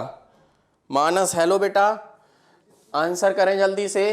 तो ध्यान देंगे यहां पर, समझेंगे चीजों को अच्छे तरीके से। यहां से हमें आंसर मिलेगा क्या, देखिए हमसे कहा गया है कि नॉर्मल हेप्टेन मतलब उसमें कितने कार्बन होंगे बेटा, 7 कार्बन होंगे। इसका एरोमेटाइजेशन हमें कराना है, तो बताइए 7 कार्बन का एरोमेटिक कंपाउंड मिलेगा, और 7 कार्बन का जो एरोमेटिक कंपाउंड होगा बेटा वो क्या होगा, बेंजीन का होमोलॉग होगा। बेंजीन का होमोलॉग मतलब क्या होगा, ये CH3 लगेगा यहां पर, ये बनेगा। तो इसका नाम आप लोग जानते हैं, कॉमन नेम इसका क्या होता है बेटा, टॉलुइन होता है। और अगर IUPAC नाम की बात कर दें तो क्या इसको बोल सकते हैं, मिथाइल बेंजीन बोल सकते हैं। क्या बोल सकते हैं, देखो ये लगा मिथाइल और ये हो गया बेंजीन, तो इसको बोलेंगे क्या, मिथाइल बेंजीन। तो बताओ टॉलुइन और मिथाइल बेंजीन किसमें लिखा है, ये टॉलुइन हो गया, ये मिथाइल बेंजीन। कहने का मतलब आपका जो सही आंसर होगा वो होगा बोथ B एंड C। जल्दी से बताओ किस किस को ये क्वेश्चन क्लियर हुआ बेटा। अगर MCQ नोट नहीं करने हैं तो कोई बात नहीं, MCQs अगर नोट्स के बीच में है तो आप कर सकते हैं। बाकी मैं जब सिर्फ और सिर्फ MCQ क्वेश्चंस कराऊंगा तो नोट करने की कोई ज़रूरत नहीं रहेगी, उसकी PDF बना के हम आपको सेंड करेंगे। ठीक है, क्लियर, जल्दी से बोलें। ओके क्लियर, आगे चल सकते हैं, चलिए आगे चलते हैं, आगे की बात करते हैं। नेक्स्ट क्वेश्चन, इसका सही आंसर आपने देखा both B and C। Next question है 2 methyl pentane and 3 methyl pentane are. जल्दी से बोलिए, ये आइसोमेरिज्म का क्वेश्चन है, हम लोगों ने आइसोमेरिज्म में इसके बारे में डिस्कस किया था। क्या होगा, chain isomers, position isomers, chain and position दोनों आइसोमर होंगे कि मेटामर्स होंगे। हमने आपको चैन आइसोमेरिज्म और पोजीशन आइसोमेरिज्म बहुत डिफरेंशिएट करके पढ़ाई थी, बहुत अच्छे तरीके से आपने उन चीजों को समझा था, सीखा था। जल्दी से बताएं 2 मिथाइल एंड 3 मिथाइल पेंटेन क्या होंगे, जल्दी से आंसर करिए। पोजीशन, एक आंसर आया है हुमैरा खालिद का जिन्होंने बताया पोजीशन, बाकी बच्चे जल्दी से आंसर करें। अभी आपको हम लोग बेसिक लेवल के क्वेश्चंस को सॉल्व करना शुरू करेंगे। शिया सिंह का answer B, position isomers. Tavish C, Ubaidur Rahman A। बेटा अभी पढ़ाते समय भी मैंने आपको बता दिया था, लेकिन फिर भी पता नहीं क्यों आप लोगों को आंसर गलत करने की आदत है। यहां पर बेटा जिस चीज में डिफरेंस आता है वही तो आइसोमेरिज्म का नाम होता है। यहां पर 2 पोजीशन पर मिथाइल ग्रुप है, यहां पर 3 पोजीशन पर मिथाइल ग्रुप है। तो बताइए इसमें जो होने वाला आपका रूट वर्ड है वो तो सेम है। जब रूट वर्ड सेम होता है, पोजीशन में चेंज होता है, तो उसको हम लोग बोलते हैं पोजीशन आइसोमर। क्या बोलते हैं, पोजीशन आइसोमर। तो इसमें सही आंसर आपका होने वाला है कौन बेटा, position isomers. 2 methyl pentane and 3 methyl pentane में जो डिफरेंस है वो पोजीशन में है, इसीलिए वो दोनों क्या होंगे, पोजीशन आइसोमर्स होंगे। बताओ जल्दी से, किसी को समझ में आया, किसी को समझ में आया, जल्दी से बोलें।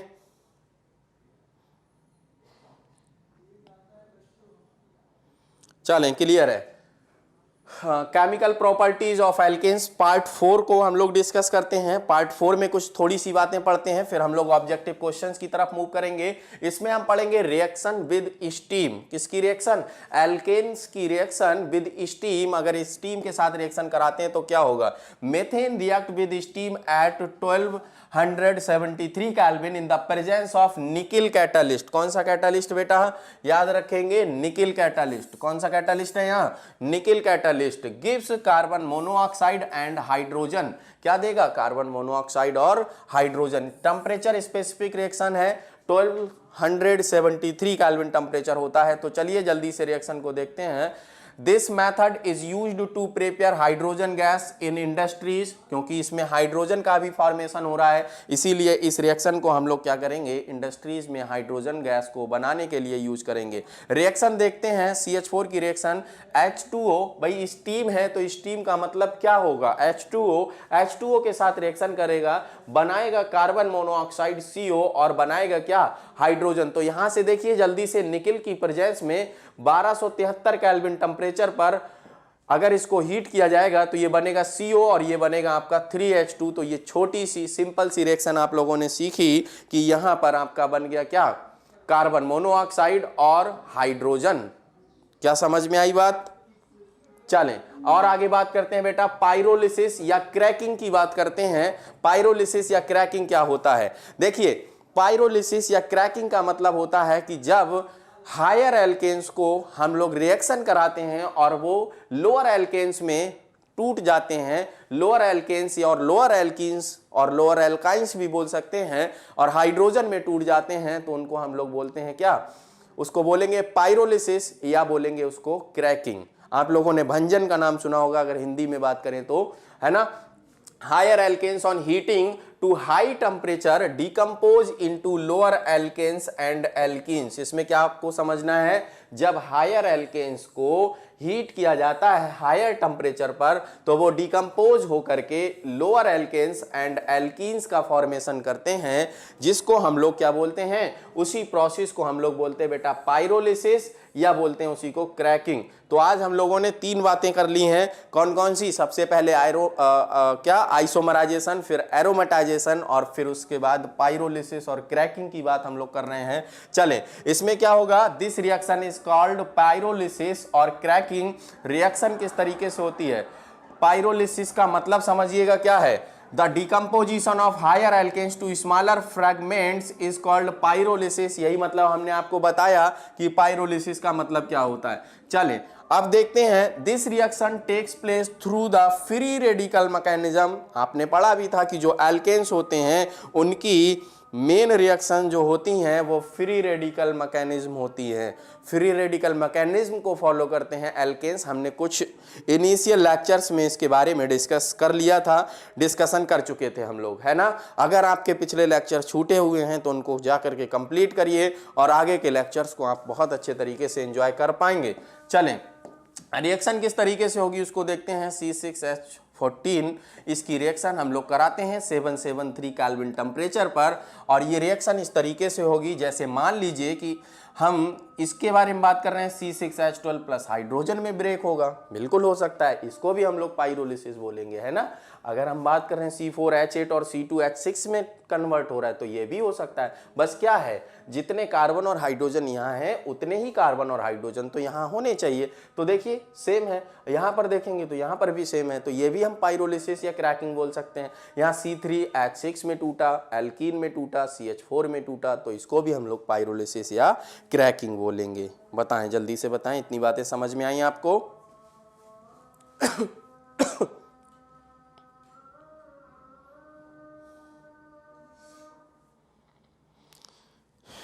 जल्दी से बोलो।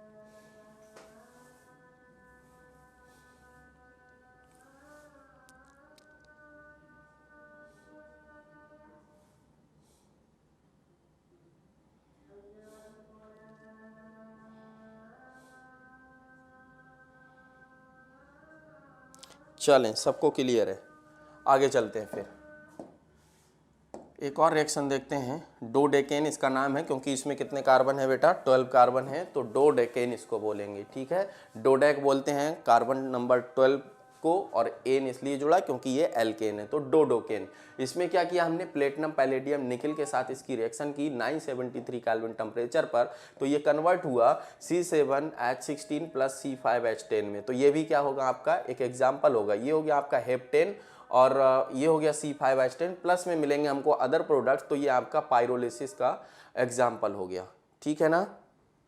Pyrolysis is used to prepare petrol and kerosene from gasoline, ठीक है। पाइरोलिसिस का यूज कहाँ करते हैं, पेट्रोल के प्रिपरेशन में और केरोसिन ऑयल के प्रिपरेशन में, किससे, गैसोलीन से।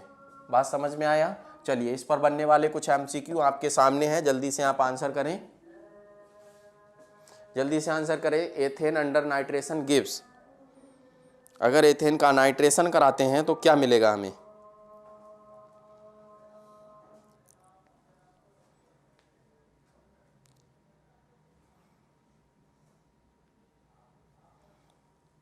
देखते हैं कौन देगा सबसे पहले आंसर।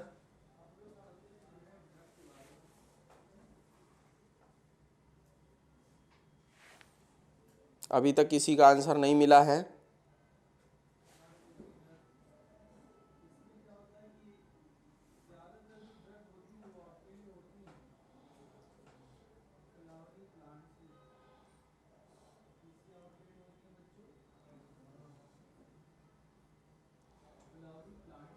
आंसर दीजिए बेटा।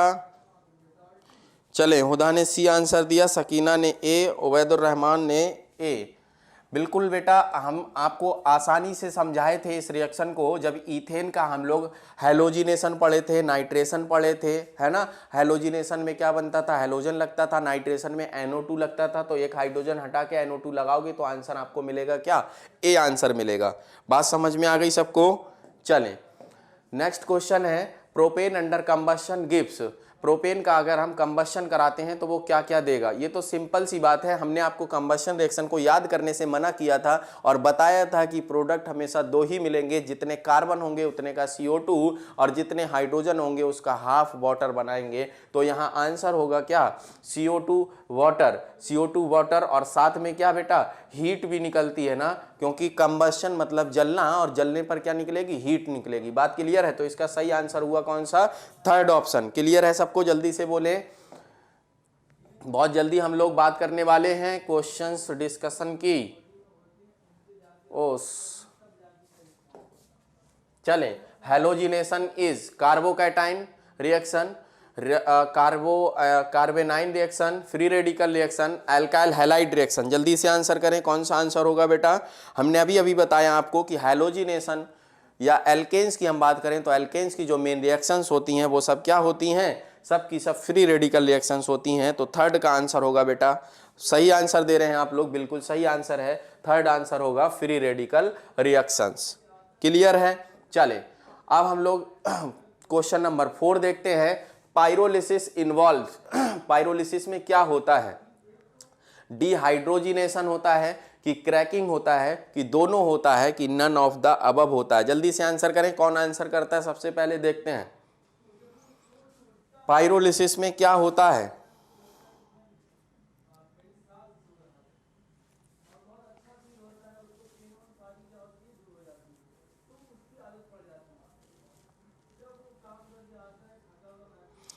फोर का बी बता रहे हैं सभी लोग आंसर बेटा, लेकिन सी होगा, क्योंकि देखो पाइरोलिसिस में क्या होता था, हाइड्रोजन भी तो निकलता था, और हाइड्रोजन का डी मींस रिमूवल, हाइड्रोजिनेशन मतलब हाइड्रोजन का रिमूवल, ठीक है ना।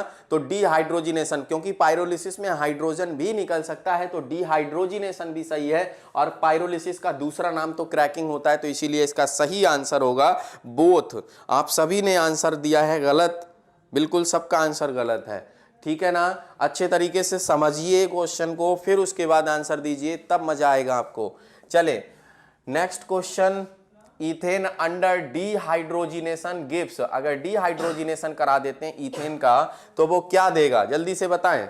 इथेन के डिहाइड्रोजिनेशन से क्या मिलेगा, मतलब इथेन में से डी मींस रिमूवल, हाइड्रोजिनेशन मतलब हाइड्रोजन का रिमूवल। तो इथेन में से हाइड्रोजन का रिमूवल कराइए और बताइए कि क्या मिलने वाला है, जल्दी से।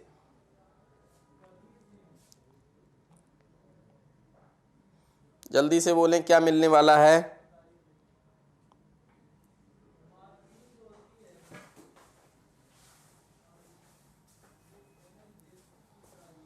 सकीना का आंसर आया है ए। क्या मिलने वाला है, जल्दी से बोलें बेटा। इथेन के डिहाइड्रोजिनेशन से क्या मिलेगा, अगर इथेन में से हाइड्रोजन निकलेगा तो क्या मिलेगा, इथीन ही तो मिलेगा ना भाई। इथेन में से हाइड्रोजन निकलेगा तो इथीन मिलेगा। अभी हम लोग पढ़ेंगे, जब इथीन वाले चैप्टर में पहुंचेंगे तो इसके प्रिपरेशन का मेथड पढ़ेंगे हम लोग। एथेन से इथीन को कैसे बनाएंगे हम लोग, एल्केन से एल्कीन कैसे बनाते हैं। तो इसका सही आंसर होगा बेटा इथीन, है ना। चलिए, ये सबको क्लियर है इतनी बातें। हमें इसमें जो एल्केन्स के बारे में पढ़ना था इस चैप्टर में, वो हम लोगों ने पूरी तरीके से कंप्लीट किया। हम पूरी बातें कर चुके हैं एल्केन्स के बारे में, जितनी भी बातें करनी थी। आज के लेक्चर में हम लोग एल्केन्स में बनने वाले लेवल 1 के क्वेश्चंस को डिस्कस कर लेते हैं। फिर इसके बाद हम लोग कल के लेक्चर में स्टार्ट करेंगे एल्कीन्स को, और एल्कीन्स को पढ़ेंगे, है ना। चलिए, तो हम लोग क्वेश्चंस के बारे में डिस्कस करना स्टार्ट करते हैं।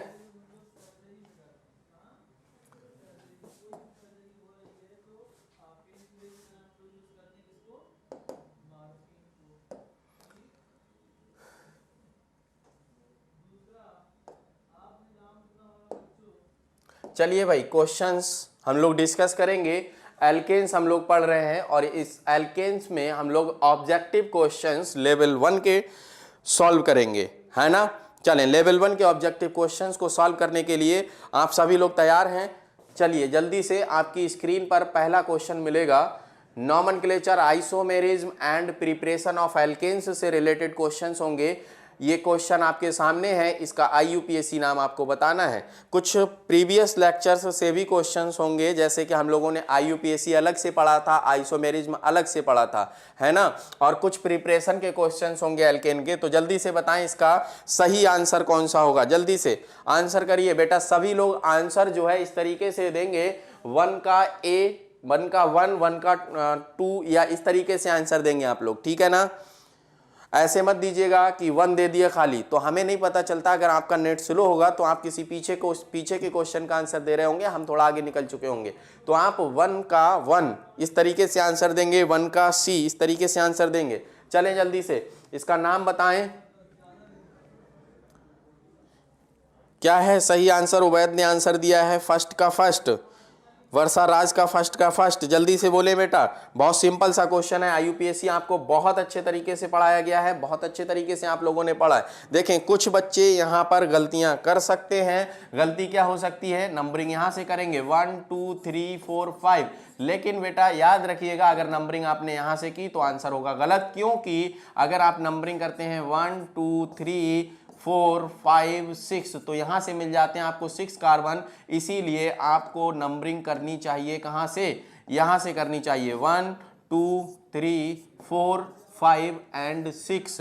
क्लियर है बेटा, जल्दी से बोलें तो बताएं। 3 पोजीशन पर आपको क्या मिल रहा है, मिथाइल, 3 मिथाइल। अच्छा बताओ, अगर इतना आपको पता होता तो ये आंसर देखोगे तो मिल चुका है आपको, और अगर ये पता होता कि पेरेंट चेन में 6 कार्बन आ रहे हैं तो आपको आंसर मिल चुका होता, क्योंकि सब में देखो बेटा पेंटेन लिखा है। नहीं समझ पाए क्या हमारी बात को, तो 3 पर मिथाइल, टोटल कार्बन है 6, तो जोड़ेंगे हेक्स, और इसमें जो प्राइमरी सफिक्स होगा आपका वो होगा एन, क्योंकि सारे के सारे कार्बन्स जो पेरेंट चेन में प्रेजेंट हैं उन सब में सिंगल बॉन्ड है। तो सबको क्लियर हुआ होगा ये क्वेश्चन। इसका सही आंसर मिलेगा आपको कौन सा, जल्दी से बोले, 3 methyl hexane। Next question on your screen now, the number of sigma bonds formed in ethane by overlapping of sp3 orbitals। जल्दी बताएं, sp3 ऑर्बिटल्स से कितने नंबर ऑफ सिग्मा बॉन्ड्स का फॉर्मेशन है, किसमें,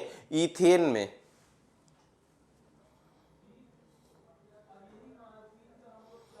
जल्दी से आंसर करें बेटा।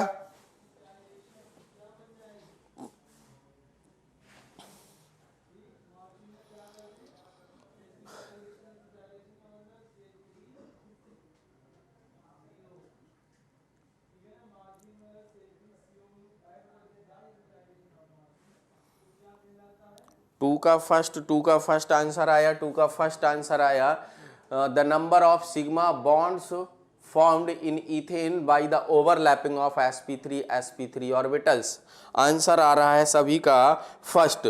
चले, इसका जो सही आंसर sp3 ऑर्बिटल्स की बात की जा रही है बेटा, ध्यान दीजिएगा। देखिए आपके सामने समझ भी पा रहे होंगे आप, sp3 की बात की जा रही है। तो यहाँ पर सॉल्यूशन हम देखते हैं, carbon carbon bond is sp3। कौन सा बॉन्ड, कार्बन कार्बन बॉन्ड जो है वो sp3 बॉन्ड होगा, और sp3 ओवरलैपिंग उसमें होगी। ठीक है, ध्यान दीजिएगा, जिस तरीके से आप लोगों ने क्वेश्चन गलत किया है उस तरीके से आपको क्वेश्चन को समझ लेना है कि क्या क्वेश्चन में पूछा गया था। आप क्वेश्चन के सेंस को नहीं समझ पाए और सभी बच्चों ने आपने आंसर दे दिया गलत। तो समझिए किस तरीके से यहां पर बात की गई है क्वेश्चन में बेटा। देखिए sp3 ऑर्बिटल की बात की गई है ना। sp3 मतलब जो बॉन्ड पूछा जा रहा है आपसे वो कार्बन कार्बन के बीच का बॉन्ड पूछा जा रहा है इथेन मॉलिक्यूल में। इस तरीके से जैसे ये कार्बन अगर इथेन मॉलिक्यूल की बात करें हम तो इस तरीके से होगा, है ना। आपने टोटल गिन के बता दिया, समझिएगा ये मॉलिक्यूल है हमारे पास में, है ना बेटा। अब देखो यहां इसका कार्बन इस कार्बन का हाइब्रिडाइजेशन sp3, इस कार्बन का हाइब्रिडाइजेशन sp3। तो बताइए sp3 जो सिग्मा बॉन्ड है वो कितना है, 1 है। क्या हम इस बॉन्ड की बात करें अगर तो क्या ये sp3 होगा? नहीं, इसका तो sp3 मिलेगा बेटा, लेकिन इसमें तो सिर्फ क्या होगा? s होगा। तो ये sp3s ओवरलैपिंग से बना होगा ऑर्बिटल। बात क्लियर? ये भी sp3s से, ये भी sp3s से, ये भी sp3s से, ये भी sp3s से और ये भी sp3s से बना होगा। तो बताओ जल्दी से, क्या हमने जो एक्सप्लेनेशन दिया आपको, उस एक्सप्लेनेशन से आप लोग सेटिस्फाई हुए और आपको क्वेश्चन का सेंस समझ में आया कि इस क्वेश्चन में पूछने का सेंस क्या था, आंसर में क्या मांगा गया था हमसे? जल्दी से बोलें।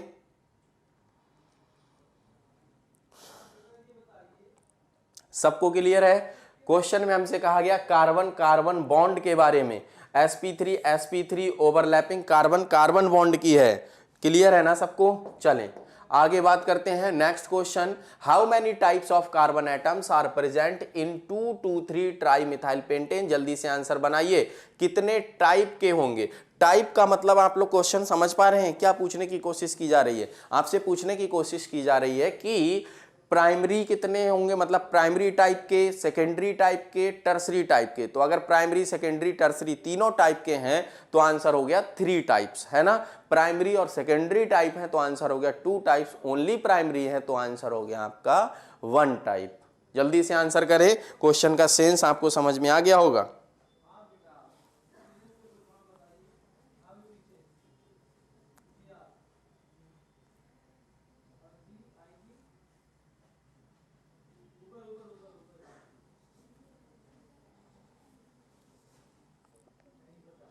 Answer please. बेटा आप लोग आंसर देने में बड़ी कंजूसी करते हैं, बहुत टाइम लेते हैं, इतना टाइम नहीं लिया जाता।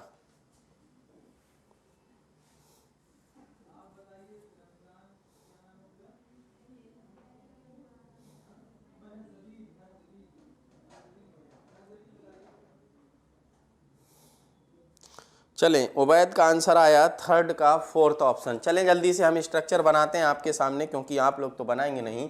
कहा गया 2,2,3 ट्राई मिथाइल पेंटेन। स्ट्रक्चर बनाने का सबसे सरल तरीका, पेंटेन बोला गया, रूट वर्ड 5 होगा तो 5 कार्बन को एक लाइन में अरेंज करिए। कहा गया 2 पे और 2 पे और 3 पे, तो ये हो गया 2, ये हो गया 2, ये हो गया 3, इस पर लगा है आपका मिथाइल। तो यही क्वेश्चन आपसे पूछा गया है कि कितने टाइप के कार्बन एटम्स इसमें प्रेजेंट होंगे, है ना? यही तो बात की गई है बेटा, बोलते क्यों नहीं?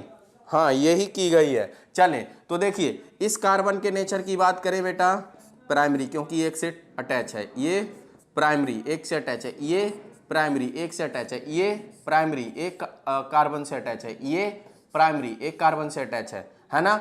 इस कार्बन की बात करें तो ये कौन सा होगा? सेकेंडरी कार्बन, क्योंकि एक इधर एक इधर, 2 से अटैच है। इसकी बात करें तो एक कार्बन से इधर, एक से इधर और एक से इधर अटैच है, तो ये हुआ टर्सरी। और अगर इस कार्बन की मैं बात कर लूं बेटा, तो ये एक से इधर अटैच है, एक से इधर अटैच है, एक से इधर और एक से इधर, तो ये कार्बन आपका हुआ 4 डिग्री, मतलब क्वाटरनरी कार्बन। तो सभी बच्चे जो आंसर बता रहे थे, उबैदुर रहमान ने आंसर बताया था 4th, बिल्कुल सही आंसर है। हुदा खान बेटा गलत आंसर, सुजैन खान बेटा गलत आंसर, मरियम बतूल बिल्कुल सही आंसर है 4th ऑप्शन। हमें लगता है कि आप लोग समझ गए होंगे कि क्वेश्चन में पूछा क्या जा रहा था, सेंस क्या था क्वेश्चन का। बताओ जल्दी से, क्या बात क्लियर है? देखो यहां पूछा गया कि टोटल हाउ मैनी टाइप्स, कितने टाइप्स के कार्बन एटम्स प्रेजेंट होंगे 2,2,3 ट्राई मिथाइल पेंटेन में, है ना? तो देखिए, प्राइमरी टाइप के प्रेजेंट हैं, सेकेंडरी टाइप के भी प्रेजेंट हैं, टर्सरी टाइप के भी प्रेजेंट हैं, एंड क्वाटरनरी टाइप के भी प्रेजेंट हैं। तो 4 टाइप के कार्बन एटम्स प्रेजेंट हैं। बात समझ में आ गई सबको? जल्दी से बोले। चलें, क्लियर है ना? चलिए भाई आगे की बात करते हैं। सोल्यूशन देख सकते हैं, primary, secondary, tertiary and quaternary carbon are present. सभी जो प्रेजेंट थे हमने आपको दिखाया, इसीलिए इसका सही आंसर हुआ 4। चलें नेक्स्ट क्वेश्चन, बहुत बड़ा सा कंपाउंड आपके सामने, लेकिन आपके लिए कुछ नहीं है ये, तुरंत आप लोग आंसर बताएंगे। The IUPAC name of the following compound. 4 option रहे आपकी स्क्रीन पर, ये देखते हैं कौन इतने बड़े से कंपाउंड का देख करके आंसर बताएगा। बेटा कोशिश करिए, सीखने की कोशिश करिए, बिल्कुल भी गलत नहीं होंगे आपके आंसर्स। अगर कॉन्सेप्ट को अच्छे से सीखेंगे तो आंसर एक भी गलत नहीं होगा। जल्दी से आंसर करें।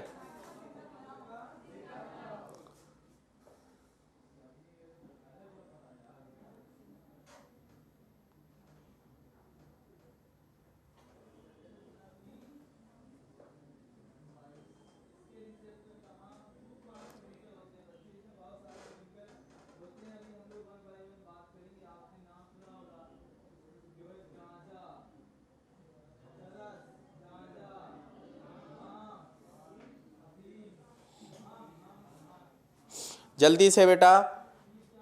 सूफिया खातून ने आंसर दिया फोर्थ का फर्स्ट ऑप्शन। बेटा अगर आप लोगों को लेक्चर अच्छा लग रहा है, क्वेश्चन डिस्कशन में मज़ा आ रहा है, तो वीडियो को लाइक कर सकते हैं प्लीज़। नहीं करना है। उबैदुर रहमान का आंसर आया है सेकंड, हुदा खान फर्स्ट। कुछ बच्चे तो कसम खा लेते हैं नहीं करना है लाइक, जाओ क्या कर लोगे देख लेंगे, और कुछ तो इसको कहने में क्या करते हैं, डिसलाइक करते हैं। कोई है? चले बेटा, बहुत सारे बच्चे वेरिएबल आंसर दे रहे हैं। हम समझाते हैं आपको, समझने की कोशिश करिएगा, अच्छे तरीके से दिमाग में बिठाने की कोशिश करिएगा। बेटा यहां पर हम क्या करें, अगर सीधी चेन लेते हैं 1 2 3 4 5 6 7 8 कार्बन मिलते हैं, ठीक है। अच्छा अगर हम चेन को क्या करते हैं, ऐसे करके अगर यहां से जाके यहां मुड़ जाते हैं तो भी तो 8 मिलते हैं, ठीक। अगर हम यहां से चलते हैं बेटा 1 2 3, इधर तो जाएंगे तो बहुत कम मिलेंगे, 4 5 6 7 8, अगर यहां गए तो भी 8 मिले। लेकिन अगर हम सीधे जाते बेटा तो हमें मिलती 2 ब्रांचेज, है ना, 2 ब्रांचेज मिलती। लेकिन अगर हम यहां से 1 2 3 4 5 करके जो लिखा है आपके सामने इस डायरेक्शन में मूव करते हैं तो हमें 3 ब्रांचेज मिलती हैं। एक ये मिल गई, एक ये मिल गई, और एक ब्रांच ये मिल गई, है ना। तो हमने बताया था आपको आईयूपीएसी पढ़ाते समय कि जब कभी भी कार्बन का नंबर सेम आ रहा होगा और उस कंडीशन में आपको ब्रांचेस डिफरेंट मिल रही होंगी, तो जहां ज्यादा ब्रांचेस मिलेंगी वही आपकी पेरेंट चेन होगी। तो ये हमारी पेरेंट चेन जो नंबरिंग की गई है बिल्कुल सही है, यही पेरेंट चेन मानेंगे हम। तो यहां से क्या होगा, हमें मिलेगा 2 पर मिथाइल, 3 पर इथाइल और 6 पर इथाइल। तो हम पहले अल्फाबेट यूज करेंगे सब्स्टिट्यूएंट में 3,6 डाई इथाइल। जैसे ही 3,6 डाई इथाइल आप समझ जाते हो, तुरंत आपका आंसर तो हो जाता है कौन सा, फर्स्ट आंसर हो जाता है। क्या बात समझ पा रहे हो? जल्दी से बोलो, नहीं समझ पा रहे हो? क्लियर? चले तो बाकी 2 पोजीशन पर क्या मिल जाएगा, मिथाइल मिल जाएगा, और फिर 8 कार्बन में ऑक्ट, और सारे के सारे जो पेरेंट चेन में कार्बन है उनके बीच में कौन सा बॉन्ड है, सिंगल बॉन्ड। तो क्या हो जाएगा, ऑक्टेन हो जाएगा। बताएं जल्दी से, बातें क्लियर हैं सबको? क्लियर है कि नहीं? चले, इसका सही answer 3,6 di ethyl two methyl octane. बेटा उवैद जो आपने आंसर दिया था आइसोप्रोपाइल वाला, शायद बी आंसर दिया था आपने, कौन सा, सेकंड आंसर दिया था। तो सेकंड आंसर जो भी दिया था, जिन बच्चों ने सेकंड आंसर दिया था, हाँ सेकंड आंसर जिसने दिया था वो समझ लें बेटा, आईयूपीएसी नॉमेनक्लेचर में हम लोग आइसो, नियो और नॉर्मल का यूज नहीं करते हैं। हमने जीओसी पढ़ाते समय आपको बताया था कि नॉर्मल, आइसो और नियो टर्म जो होते हैं वो कॉमन नेम में यूज किए जाते हैं। आईयूपीएसी नॉमेनक्लेचर में नॉर्मल, आइसो और नियो वाले टर्म्स यूज नहीं किए जाते हैं। अगर आपको ये बात पता रहेगी तो आइसो और आइसो दो ऑप्शंस में लिखा है, 2 ऑप्शन तुरंत आपके खत्म हो जाएंगे, तुरंत आपके 2 ऑप्शन कम हो जाएंगे। बात क्लियर है? चले नेक्स्ट क्वेश्चन की तरफ मूव करते हैं। क्वेश्चन नंबर 5 आ गया, preparation in Wurtz reaction normal hexane is obtained from.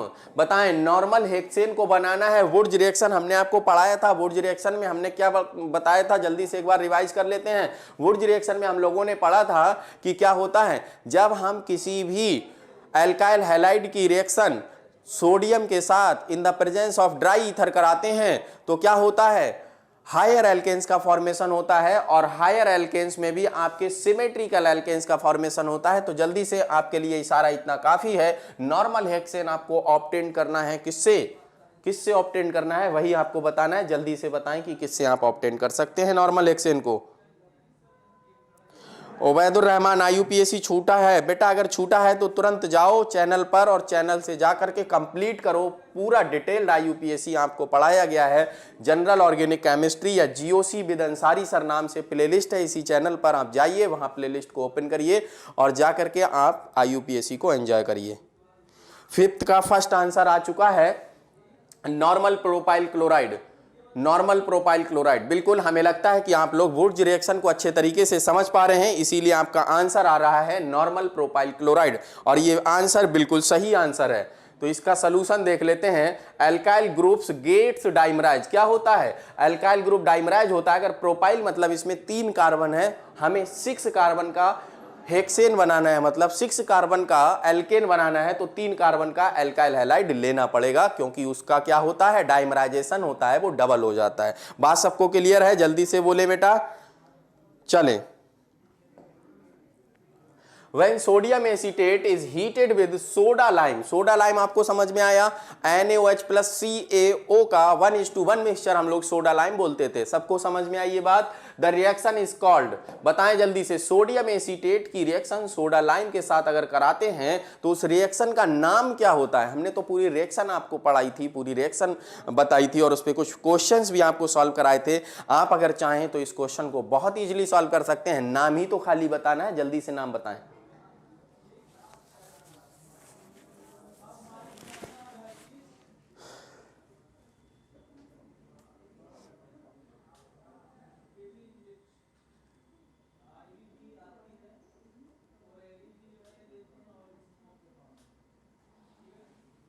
चलें, आंसर यहां आ चुका है, कौन सा?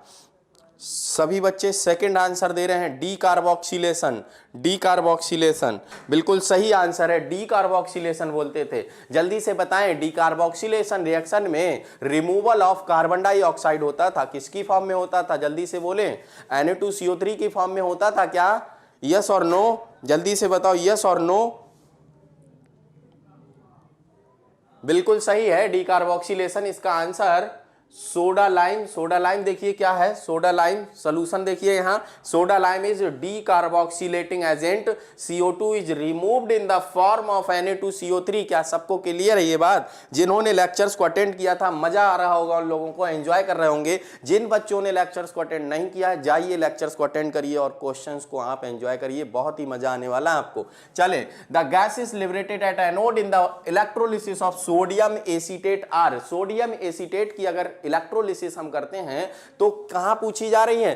पूछी जा रही है कि एनोड पर कौन सी गैसेस हमें मिलेंगी। तो जल्दी से बताओ, एनोड पर बनने वाले प्रोडक्ट्स के बारे में हम लोगों ने डिस्कशन किया था, कैथोड पर बनने वाले प्रोडक्ट्स के बारे में डिस्कशन किया था। इलेक्ट्रोलिसिस को हम लोगों ने कोल्बे इलेक्ट्रोलिसिस के नाम से पढ़ा था ना।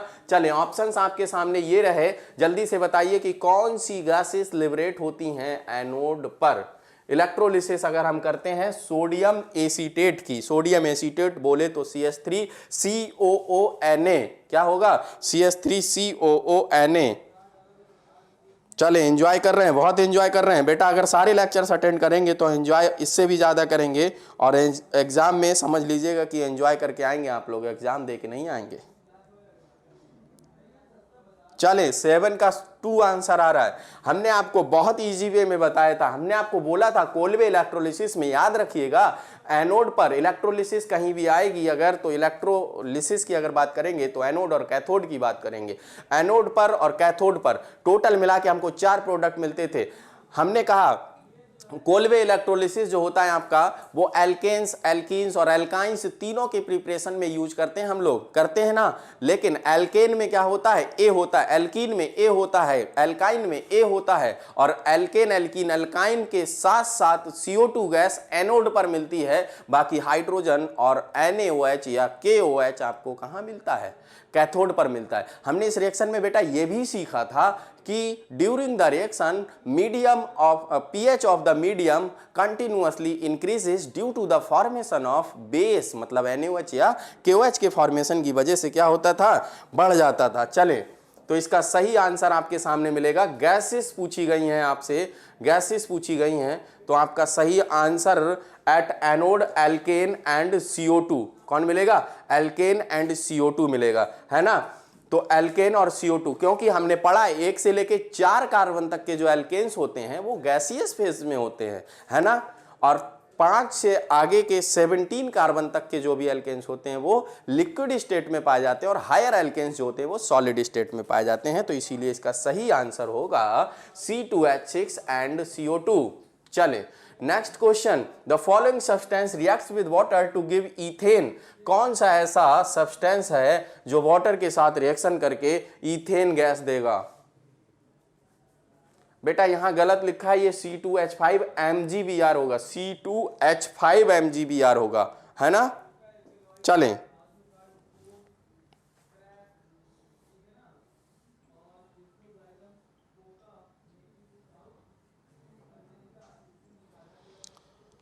जल्दी से आंसर करें बेटा। 8 का थर्ड,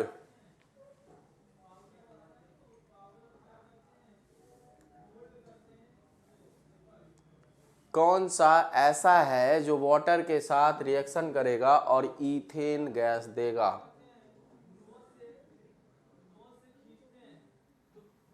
किसी को याद है? हम लोगों ने पढ़ा था रिएक्शंस विद ग्रिग्नार्ड रिएजेंट ना। कुछ बच्चे सेकंड आंसर दे रहे हैं, कुछ बच्चे थर्ड आंसर। नहीं, हाँ, मरियम बतूल ने सेकंड दिया, बाकी सब थर्ड आंसर दे रहे हैं, है ना।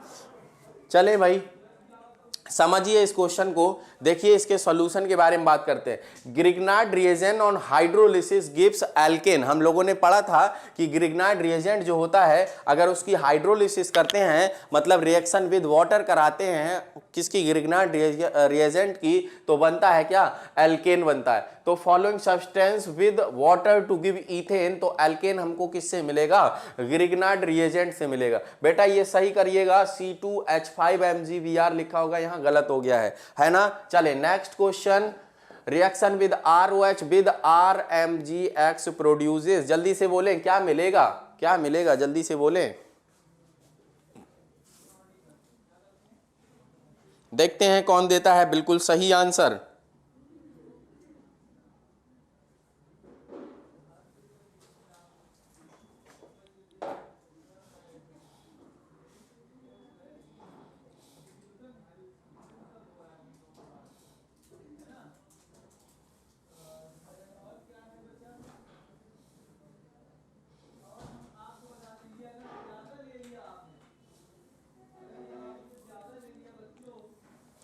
चलिए 9th का आ रहा है बेटा फर्स्ट आंसर, कुछ बच्चे थर्ड आंसर भी कर रहे हैं। फर्स्ट ऑप्शन, कुछ बच्चे थर्ड आंसर भी कर रहे हैं। हमने आपको ये रिएक्शन करवाई थी, तोड़ करके बताया था बेटा। जो बच्चे फर्स्ट टाइम क्लास में प्रेजेंट हैं वो बच्चे पिछले के लेक्चर्स जरूर देखें। ये क्वेश्चंस लेवल 1 के क्वेश्चंस हैं, बहुत आसान क्वेश्चंस हैं, और ये क्वेश्चन आप लोग बहुत इशारे में निकाल सकते हैं। अगर आप पिछले लेक्चर्स को पढ़ करके इन क्वेश्चंस को करने के लिए बैठेंगे तो ये क्वेश्चंस आपके लिए कुछ भी नहीं है, कुछ भी नहीं है, बहुत आसानी से कर सकते हैं आप इनको। चलें जल्दी से देखते हैं इसके सोल्यूशन के बारे में। रिएक्शन करानी है किसकी, अल्कोहल की, किसके साथ, RMgX के साथ करानी है।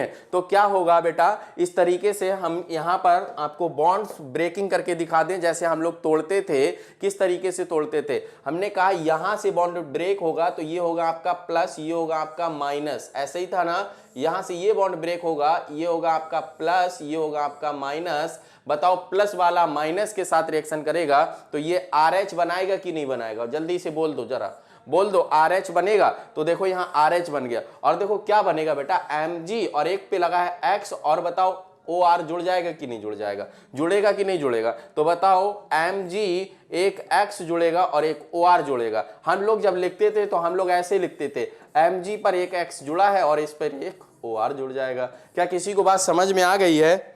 जल्दी से बोलें क्या बात समझ में आ गई है? तो आंसर भी आप लोग समझ गए होंगे कि इसका आंसर क्या होने वाला है ना। चले R-H, ठीक, इसका आंसर होगा। अब R-H इसलिए बेटा यहां पर का जो डैश था वो गायब हो गया है, तो आप लोग इसको थोड़ा सा मैनेज करिएगा।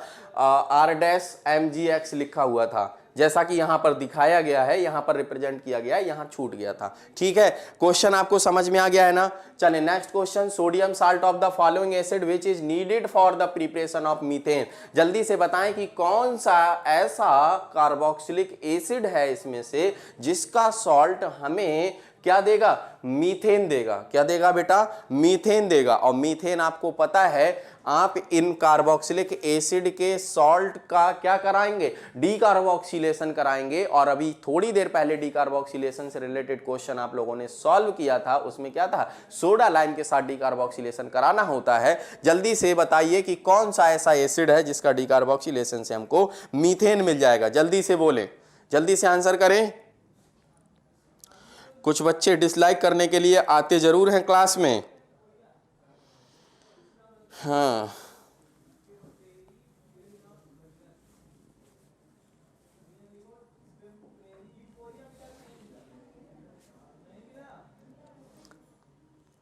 बेटा मरियम आंसर दिया करिए क्वेश्चन नंबर लिखने के बाद, जैसे 10th का फर्स्ट लिखना है आपको, 10th का थर्ड लिखना है, ऐसे आंसर दिया करिए, ठीक है। अच्छा इस पे ऑप्शन भी लग गया, हम टच हो गए थोड़ा सा, ठीक है। एथेनोइक एसिड होगा। चलें जल्दी से हम इसकी रिएक्शन भी बता दें क्या?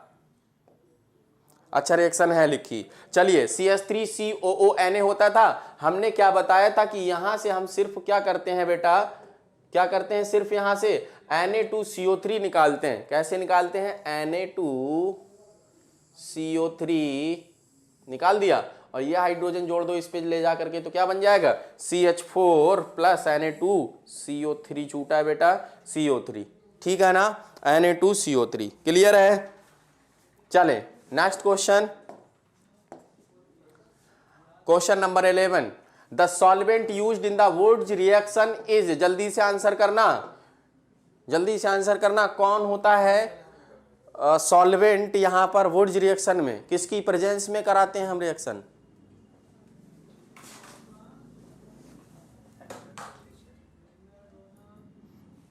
मेरी क्लास है 7:15 बजे, आपकी नहीं होगी? आपकी कल लंबी होगी, विजयधर सर की होगी, खत्म। 11 का फोर्थ ऑप्शन बिल्कुल सही आंसर है बेटा, 11 का फोर्थ। ड्राई ईथर की प्रेजेंस में हम लोग वुड्स रिएक्शन कराते थे। किस में कराते थे? ड्राई ईथर की प्रेजेंस में वुड्स रिएक्शन कराते थे। तो इसका सही आंसर होगा C2H5 OC2H5, मतलब क्या? ईथर, ड्राई ईथर ना, ड्राई ईथर। तो इसका सही आंसर हुआ। क्वेश्चन नंबर 12 हमारा बनेगा बेटा प्रॉपर्टीज पर, क्योंकि हम लोग टॉपिक वाइज क्वेश्चंस को सॉल्व कर रहे हैं अभी लेवल 1 में, है ना। Arrange the following in decreasing order of their BP, boiling point के डिक्रीजिंग ऑर्डर में अरेंज करना है। ये 4 हैं आपके सामने जल्दी से, और ये 4 हैं आपके ऑप्शन, जल्दी से सबको अरेंज करिए बॉइलिंग पॉइंट के डिक्रीजिंग ऑर्डर में। ये क्वेश्चन आपकी कॉपी में आया था, कॉपी में आपने इसको सॉल्व किया है, और हमें उम्मीद है कि आप बहुत तेजी से इसका आंसर बता पाएंगे।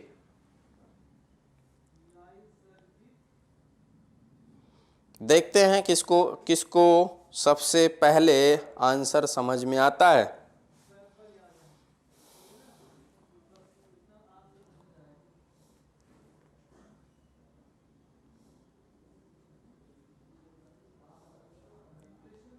ट्वेल्थ का फोर्थ ऑप्शन आ रहा है, 2 बच्चे ऑप्शन दे चुके हैं। 12th का फोर्थ ऑप्शन,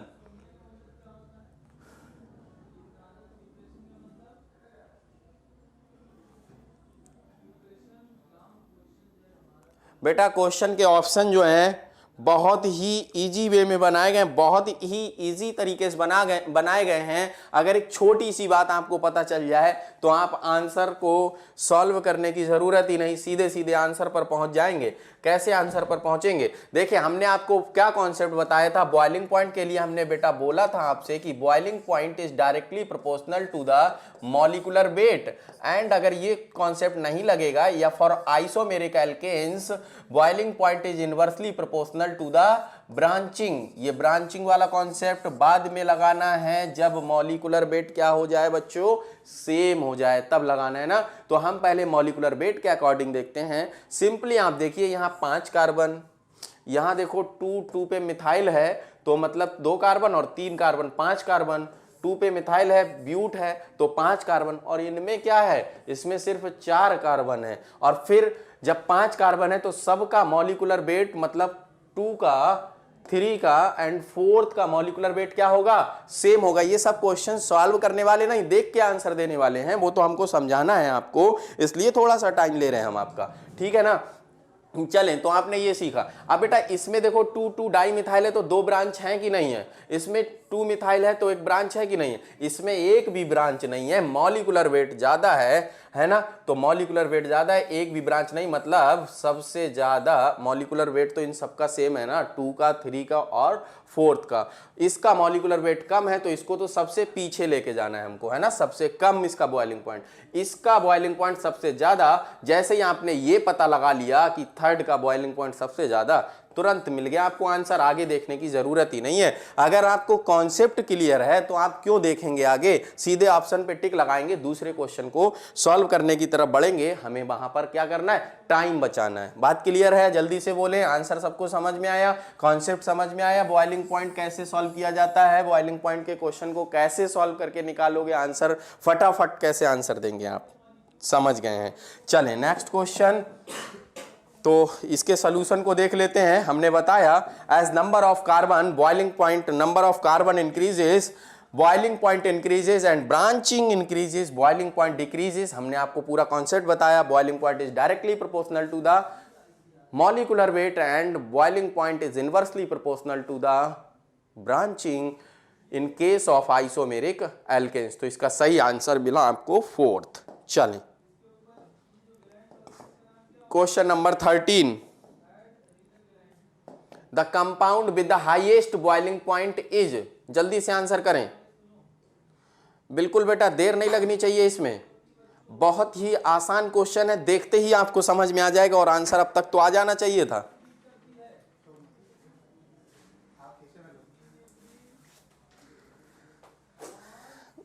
क्वेश्चन और कराएंगे बस।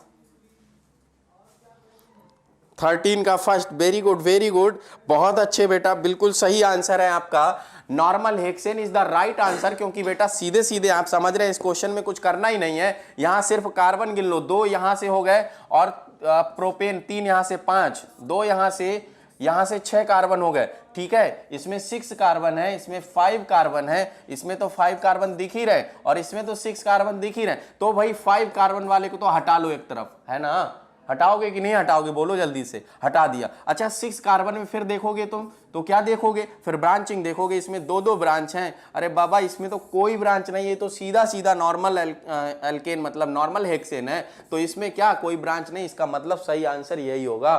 होगा कि नहीं होगा, जल्दी बोलो, होगा ना, होगा। तो इसका सही आंसर, हाईएस्ट बॉइलिंग पॉइंट पूछा था, the boiling point decrease with increase in the branching, concept आपका यहां रहा और आंसर आपका वहां रहा, फर्स्ट ऑप्शन। क्या क्लियर है, जल्दी से बोलो। 2 क्वेश्चन हम लोग और सॉल्व कर लेते हैं जल्दी से, बड़ी स्पीड में, और फिर इसके बाद हम लोग विदा लेंगे।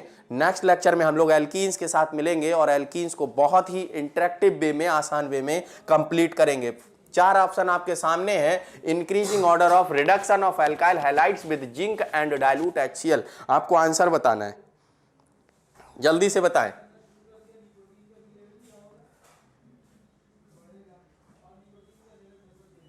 जल्दी से बोलिए बेटा, अभी तक आंसर मिला नहीं। अच्छा 14 का थर्ड आंसर उबैद का मिला है, मरियम का थर्ड, तविस थर्ड, हुदा खान थर्ड, बहुत अच्छे बेटा। अभी देखते हैं हम आंसर थर्ड कैसे दे रहे हो आप लोग। चलें, हुदा थर्ड, बेटा थर्ड आंसर कैसे दिया आप लोगों ने, जल्दी से बोलो।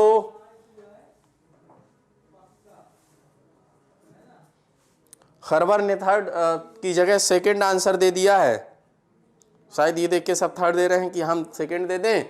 बेटा बिल्कुल सही आंसर इसमें सेकंड मिलेगा हमें, सिंपली आप ऐसे समझिए। कैसे समझेंगे इस बात को, ऐसे समझेंगे हम, क्योंकि बेटा यहां पर ये बना है आपका आर ग्रुप, यहां पर सबका सेम दिख रहा है, क्या आपको दिख रहा ना, जल्दी बोलो दिख रहा है। अच्छा बताओ आर में सी होगा कि नहीं होगा, अच्छा बताओ CI के बीच में बॉन्ड बनेगा तो आयोडीन का साइज CBr के बीच में बॉन्ड बनेगा, CCl के बीच में बॉन्ड बनेगा। जल्दी से बोलो, ये कार्बन सेम हो गया तो क्या क्वेश्चन इससे लगा पाओगे, नहीं लगा पाओगे, नहीं लगा पाओगे, इसकी बात खत्म करो। अच्छा आयोडीन के बारे में अगर देखोगे तो आयोडीन का साइज सबसे बड़ा, तो बताओ इसकी बॉन्ड लेंथ सबसे ज्यादा होगी कि नहीं होगी, होगी, उससे कम इसकी बॉन्ड लेंथ होगी और सबसे कम बेटा इसकी बॉन्ड लेंथ होगी कि नहीं होगी। जब बॉन्ड लेंथ ज्यादा होगी, बॉन्ड लेंथ अगर ज्यादा है तो बॉन्ड की स्ट्रेंथ कम होगी, और बॉन्ड की स्ट्रेंथ कम होगी तो सबसे पहले कौन टूटने वाला है, ये CI टूटने वाला है। मतलब रिएक्टिविटी का ऑर्डर RI RBr और क्या मिलेगा,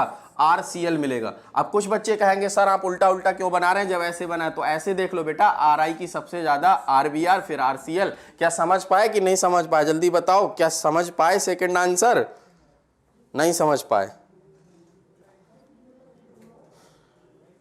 हटाया जाए, यस सर समझ गए। चले चलें चलें चलें, तो सेकंड आंसर इसका सही हुआ। लास्ट क्वेश्चन आज की क्लास का हम लोग बात करेंगे, nitroethane can be order by obtained from ethane by following. चलें, इसमें क्या होता है ये बताना है आपको, सॉल्यूशन नहीं। नाइट्रोइथेन मतलब नाइट्रेशन ऑफ एल्केन करा रहे हैं ना, नाइट्रोइथेन बना रहे हैं मतलब किससे बनेगा, नाइट्रेशन ऑफ एल्केन से बनेगा। तो नाइट्रेशन किसके साथ में कराओगे, इसमें से जल्दी से बोलो, किसके साथ में नाइट्रेशन कराओगे, जिससे मन करे उसी से करा दें, हमारी मर्जी, चाहे जिससे कराएं, जल्दी बोलो। आंसर नहीं आया अभी तक बेटा 15 नंबर का। इन सब क्वेश्चंस के आंसर बहुत सिंपल वे में, बहुत आसानी से देने के लिए आप लेक्चर्स को अटेंड करके इन क्वेश्चंस को देखिएगा, कितनी आसानी से आप सबके आंसर्स दे पाएंगे, बहुत आसानी से दे पाएंगे, ठीक है ना। हुदा खान बेटा क्या हुआ, नहीं, नहीं का मतलब क्या, अच्छा कोई भी नहीं, जो मन करे वो नहीं लगाओगे, चलो तो जो मन करे वो ना लगाओगे तो सही वाला लगा दो बेटा। देखिए तविश ने बोला फोर्थ ऑप्शन, आलम खुर्शीद ने बोला थर्ड, खरबर ने भी बोला थर्ड, हुदा खान फोर्थ, मरियम बतूल थर्ड। बेटा एक्शन विद HNO3 कंसंट्रेटेड लेंगे 475 डिग्री सेल्सियस पर, किसी को याद है ये रिएक्शन? देखो बिल्कुल बात जो है आपको क्लियर कट समझ में आनी चाहिए। एल्केन्स की मेन रिएक्शंस क्या होती बेटा, फ्री रेडिकल रिएक्शंस होती हैं ना, फ्री रेडिकल होती हैं। और फ्री रेडिकल किन किन कंडीशंस में बनता था आपको बताया था मैंने, हेल्पर, क्या बताया था, हेल्पर, हेल्पर में बताया हीट, बताया कि नहीं बताया, बताया। फिर ई का मतलब इलेक्ट्रोलिसिस बताया, फिर एल का मतलब लाइट बताया, पी का मतलब परऑक्साइड बताया। इन चार कंडीशंस में आपका क्या बनता है, फ्री रेडिकल बनता है। तो इन्हीं में से कौन सी कंडीशन यहां देखनी है आपको, टेम्परेचर को देख सकते हो ना, आराम से देख सकते हो, टेम्परेचर की नहीं देख सकते हो। तो देखो नाइट्रेशन ऑफ एल्केन, यहां समझना, नाइट्रेशन ऑफ एल्केन जो होता है वो क्या होता है, 400 टू 450 डिग्री सेल्सियस होता है। अब ये बात आप कहां से पता लगाते, फ्री रेडिकल मैकेनिज्म से पता लगाते। फ्री रेडिकल्स कहां कहां बनते हैं, उसकी कंडीशंस क्या क्या होती हैं, बताओ। अगर किसी को ना पता हो तो मैं बता दूं क्या जल्दी से, आपको हेल्पर बताया था कि नहीं बताया था, हेल्पर ऐसे लिखा था हम लोगों ने, H का मतलब हीट था, और इसमें मैंने आपसे बोला था 350 डिग्री सेल्सियस और मोर देन 350 डिग्री सेल्सियस। ई का मतलब बेटा इलेक्ट्रोलिसिस था कि नहीं था, बोलो जल्दी से, बात समझ में आ रही है कि नहीं आ रही है। एल का मतलब बेटा लाइट था कि नहीं था, लाइट को क्या हम लोग HNO से लिखते हैं कि नहीं लिखते हैं, बताओ। पी का मतलब क्या परऑक्साइड था कि नहीं था, जल्दी बोलो, था। और आर का मतलब हम लोग यहाँ रेडिकल से लेते थे, जिससे कि हमको याद रह जाए कि इन कंडीशंस में फ्री रेडिकल का फॉर्मेशन होता है। बताओ भाई, किसी को समझ में तो नहीं आया? तो इसका आंसर क्या मिलने वाला है? हाँ चलिए भाई, तो इसका आंसर आप लोग समझ गए होंगे कि कौन सा मिलने वाला है आपको, है कि नहीं, समझ गए। तो इसका आंसर मिलने वाला आपको थर्ड, क्योंकि 475 डिग्री सेल्सियस 350 डिग्री सेल्सियस से ज्यादा सिर्फ और सिर्फ इस ऑप्शन में लिखा हुआ था।